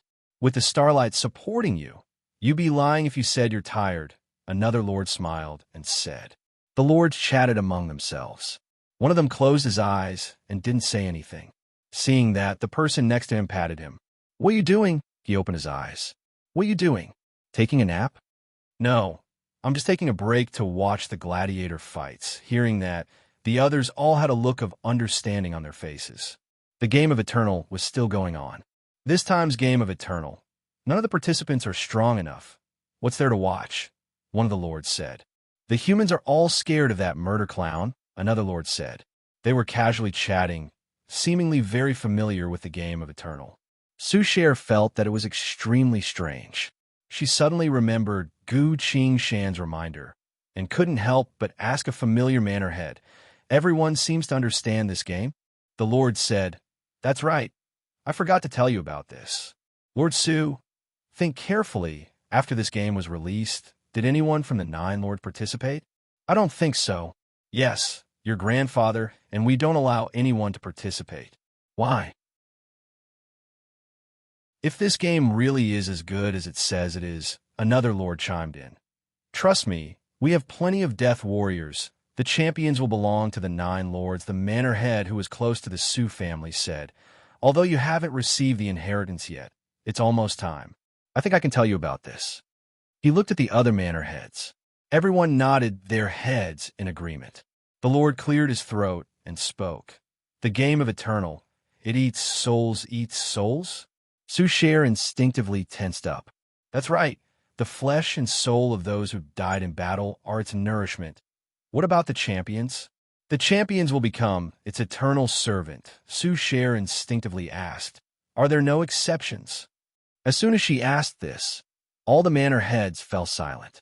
The relaxed expression on their faces disappeared, as if thinking of something, feeling a bit anxious and panicked. "You'll know soon enough," the manor lord said vaguely. Sushare didn't ask any further, because she suddenly thought of Gu Qing-shan. Could it be that Gu Qing-shan heard something? But he definitely doesn't know the truth. Sushare quickly asked, "Besides us 9 lords, does anyone else know about this?" Hearing that, everyone's expression calmed down. The manor lords spoke one after the other.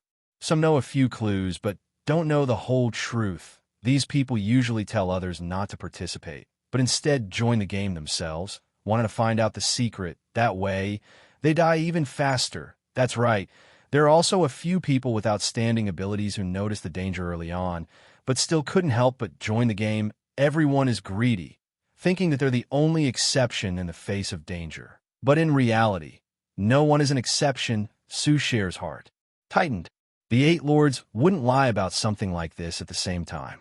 Gu Qing-shan must know something. That's why she warned me not to join. But what about himself? No, I have to stop him from finding out about the game. Sushare walked away. "Where are you going?" one of the lords asked. "I'm going to relieve myself. I'll be back soon," she answered without turning back. The lord looked away. After walking far enough, Sushare found a place to block the other lord's line of sight and quickly turned on her hollow brain. Pulling up Gu Qing-shan's contact number, her finger hovered in front of the screen and stopped. She finally clicked it. The call quickly connected. "Qing-shan, I have something very important to tell you." She spoke quickly. "Definitely don't join the game of Eternal. It's a trap. You have to promise me that you definitely won't join." Hearing the other side's promise, Sushare finally calmed down. That's good, she muttered. "Did you receive the things I gave you?" the other side asked. Sushare couldn't help but smile and answered, "I did. A jade bottle and a booklet. What about the card?" "I also received the card. That's good. I originally wanted to go myself, but I'm a bit injured, so it's hard for me to move around. I'm afraid that your parents' impression of me will worsen if I go." "You're injured? What happened? Is it serious?" She was a bit nervous and hurriedly asked. It's fine. I'm much better now." Gu Qing-shan laughed it off. Sushare sighed in relief. She thought for a bit, then said, "After a while, I'll bring you to Lake Island to play. Don't worry, my parents won't scold you anymore, huh?" "Really?" The voice on the other side sounded surprised. "It's true." Saying so, Sushare was extremely sure. At this moment, she suddenly felt the fatigue, pain, fear, and hesitation all disappear without a trace. "That's right, that's it. From now on, I'll be in charge of everything in the Su family. No one can control my fate. No one can force me to do anything." She clenched her fist and silently thought that. Then Gu Qing-shan continued. "The booklet I gave you, you have to practice it. It'll be good for you." "Ah, yes, I'll keep that in mind. Is it hard to cultivate at home?" the other side asked again. Sushare looked up. The 8 lords were resting not too far away. As for himself, he was already a prefecture lord. For some reason, she wanted to wait until they met again to tell him everything that happened recently. "It's not that hard. I can still take it," she said. "Has Wind Elemental 4th stage stabilized?" "It's already stabilized." "How impressive," the other side praised. Just you wait. I remember our agreement. Once I reach the 5th phase of the 5 elements, you'll follow me." Saying so, Sushare suddenly felt herself returning to the past, to the good times of the past. She noticed that it's been a long time since she spoke like this. "Ah ha ha ha, good." From the hollow brain, Gu Qing-shan smiled and replied. At this point, the lords all stood up, preparing to leave again. Sushare hurriedly said, "I'll talk to you later. I have something to do right now." "Talk to you later." "All right. Do your best to cultivate," Gu Qing-shan said. The call ended. Sushare's mood instantly improved. "Elemental. 5th stage. I definitely have to reach it." She bit her lip and silently clenched her fist. At this point, the sun was blocked by the clouds as it started to rain. The raindrops fell on the ground, becoming heavier and heavier. Sushare reached her hand out to catch the rainwater and couldn't help but shiver. This was the freezing rain, a bone-chilling cold. The 9 lords once again set out, heading towards the center of the North Pole. The rain didn't stop for even a second. The north wind howled.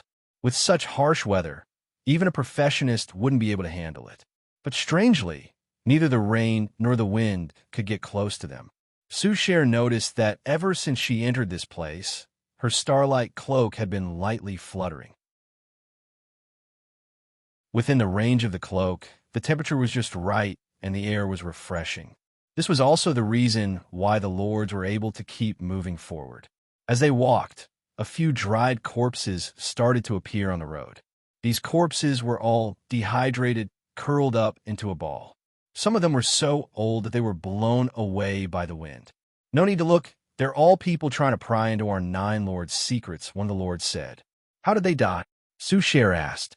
"Without the starlight cloak, any living thing that enters will die," another lord answered. "There's something wrong with this rain. Let's hurry up," the lord at the front of the group shouted. Soucher nodded and hurriedly followed. On the way, the freezing rain became heavier and heavier. The wind carried the cold rain with it as it hit the ground, making a lot of rustling noises. Many of the flat areas were washed away by the rain, revealing the solid alloy underneath. Soucher was shocked. Why is there an alloy floor here? She instinctively stomped the ground with her foot, feeling that the ground was flat and solid. Soucher immediately paid attention. She didn't step on any of the areas covered in mud and rocks, instead choosing to walk on the flat ground. Very quickly, she discovered an unbelievable fact. Beneath this piece of land, the ground was made of alloy. "No need to try. We don't have much cover under our feet right now. You can get close to the control panel surface," one of the lords said. "The control panel surface?" Soucher asked further. "A type of alloy. This planet doesn't have the raw materials," the lord answered. "This planet?" "Yes, this planet. To be honest, even if we have the raw materials, our current technology wouldn't be able to create this alloy. Current technology, alloy creation." Soucher was completely stunned. Another lord chimed in. "We're already close to the center of the pole, so the area under our feet belongs to the control panel." Soucher was a bit surprised. Suddenly, a shocking thought appeared in her mind. "Wait a minute," she exclaimed. "That's right. You're right," the first lord answered.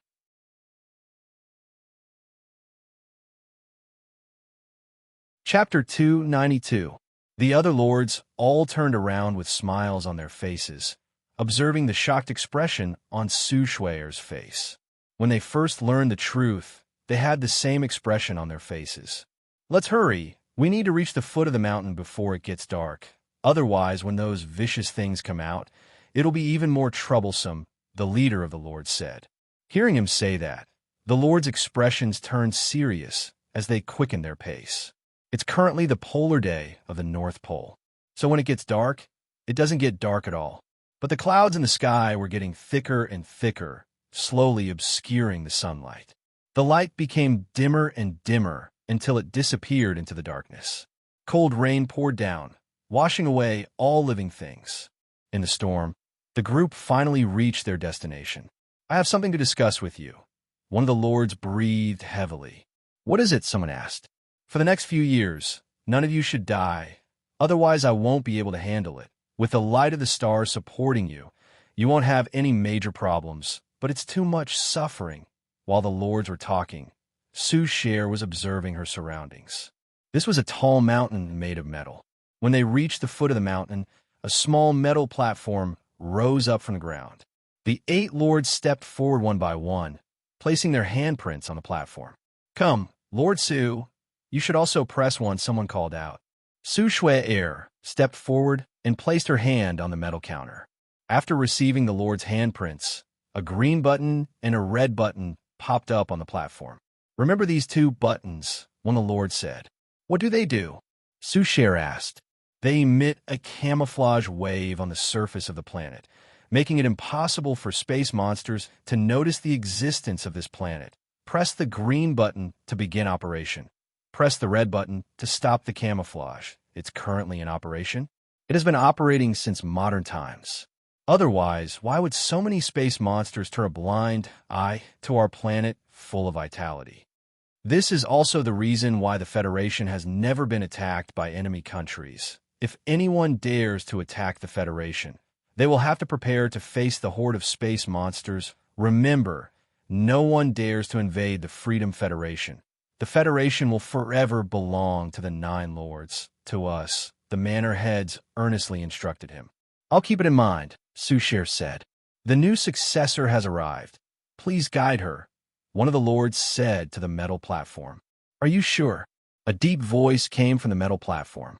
Yes, she has arrived. After that, no one said anything else. However, a path gradually appeared on the mountain.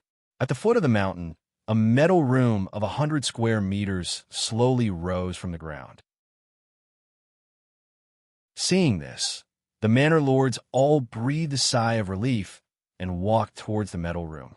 The room was as warm as spring. There were comfortable chairs, hot water, and snacks. Most importantly, there was a small bed for resting. Seeing this, Sushare followed the crowd inside. You don't need to come in, one of the palace lords said. Why? Sushare asked. You are the new successor, so you must ascend the mountain. This time, our main purpose for coming here is for you, the new successor, to ascend the mountain. Is there anything on the mountain? Sushare asked. Inheritance ceremony. What are the details? You will have to see for yourself. We don't have the right to discuss it, and we must maintain our respect. The 8 lords all looked at her with solemn expressions. A word of advice, the old lord in the lead spoke. As a lord, your wish will be granted by the 9 lords' protector, but only once. Please use this precious right carefully. Sushare stayed silent for a bit, then nodded and followed the path that just appeared up the mountain. The starlight cloak gave off a faint light that enveloped Sushare. On the way up, Sushare didn't see a single living creature. The entire mountain was bare. In the middle of the intense storm, she could only see a few dried corpses gathered on the leeward side of the mountain. These were all people who wanted to pry into the secret, but after they died, they were blown into a dead end by the Arctic wind, forever remaining here. The wind and rain couldn't touch her body, but as she continued to climb, the temperature dropped. The starlight cloak gave off a faint light that enveloped Sushare. When the temperature dropped to a point where a human couldn't possibly survive, Sushare suddenly felt a surge of power inside her body. This was a vast and boundless power. As it manifested, it turned into light and heat, tightly enveloping Sushare. Warmth returned to Sushare. Strange, this isn't my power. Sushare analyzed the source of the power and muttered. She could suddenly sense a complicated and twisted rune pattern inside her body. This was the rune pattern on the Su family's emblem. Every direct descendant must recognize this rune pattern since they were young. They were told since they were young that everyone will eventually die of old age, but this pattern will continue to be passed down, never broken. Sushare suddenly understood something. So this is the power Grandpa passed on to me.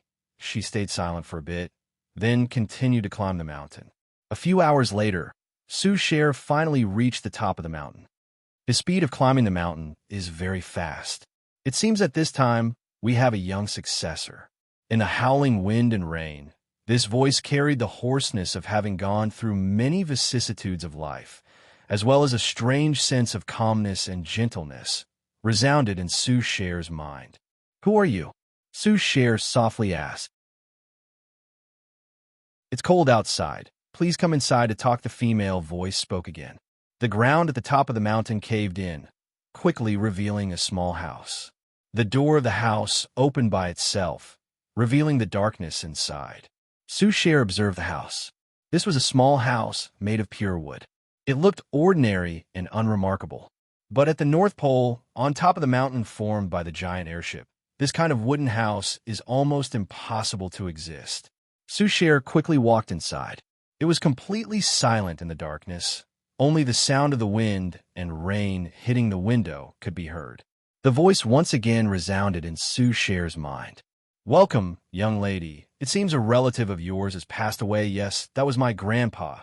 If that's the case, you must be quite outstanding. Otherwise, your grandpa would have passed his position to your parents. I'm not exactly outstanding. I've seen your modesty. This is a good start, young lady. Please close the door and come to the fireplace. Sushare followed and closed the door, cutting off the wind and snow outside. She maintained her composure and walked briskly towards the fireplace. The woman who spoke, if she could even be considered a person, was holding an iron rod in her hand, stirring the scattered flames in the fireplace. The woman did not even turn her head as she said, "You have the smell of wind on you. Please do me a favor and light up the fire." "Ah, yes," Souchere lightly raised her hand. As the wind blew, the flames in the fireplace began to rise. The light illuminated the darkness, making the room a bit warmer. Souchere stood there, silently observing the other party. This was a person who had aged to the extreme. Her entire body was curled up inside a large cloak. The wrinkles on her face were like they were carved by a knife. She had no eyes, no nose. All of these organs were empty. Her mouth was sewn shut. From head to toe, every part of her that was exposed was wrinkled like an orange that had been sucked dry of water. "I hope my appearance didn't scare you." "It didn't. If you don't know how to talk to me, you can start with a few small questions," the woman's voice sounded in Souchere's mind. "Why are you like this?" Souchere asked. Normally when a successor sees me, their legs would tremble and they'd run away right after making their request. It's rare for someone to ask about my situation." The woman was a bit surprised and spoke with interest. "There's no harm in telling you. I once participated in a small game in order to obtain eternal life, to protect the 9 lords for a long time, the game of eternal." "Huh, that sounds like a terrifying trap," Souchere said. "Wait a minute," Souchere suddenly remembered something and spoke. "I've seen the game of eternal a few times, but I don't think I've ever seen you." "Of course you haven't. I participated in this game a few thousand years ago." The woman's voice carried a hint of a smile as she spoke. "That's right. Why would I participate in such a dangerous game?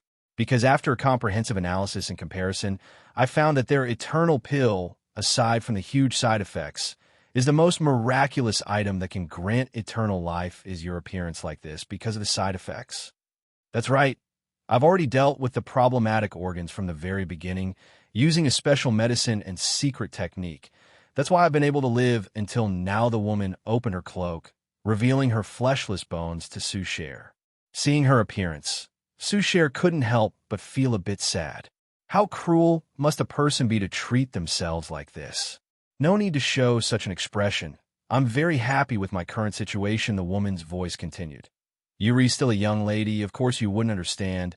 In the infinite world apocalypse, how extravagant it is to survive the infinite world's apocalypse." Souchere sharply caught onto this information. "We can't just stand and talk. Please sit," the woman said. "You're tuning into the Warrior Lore YouTube channel. Don't forget to subscribe and join us on this journey to catch the most captivating stories."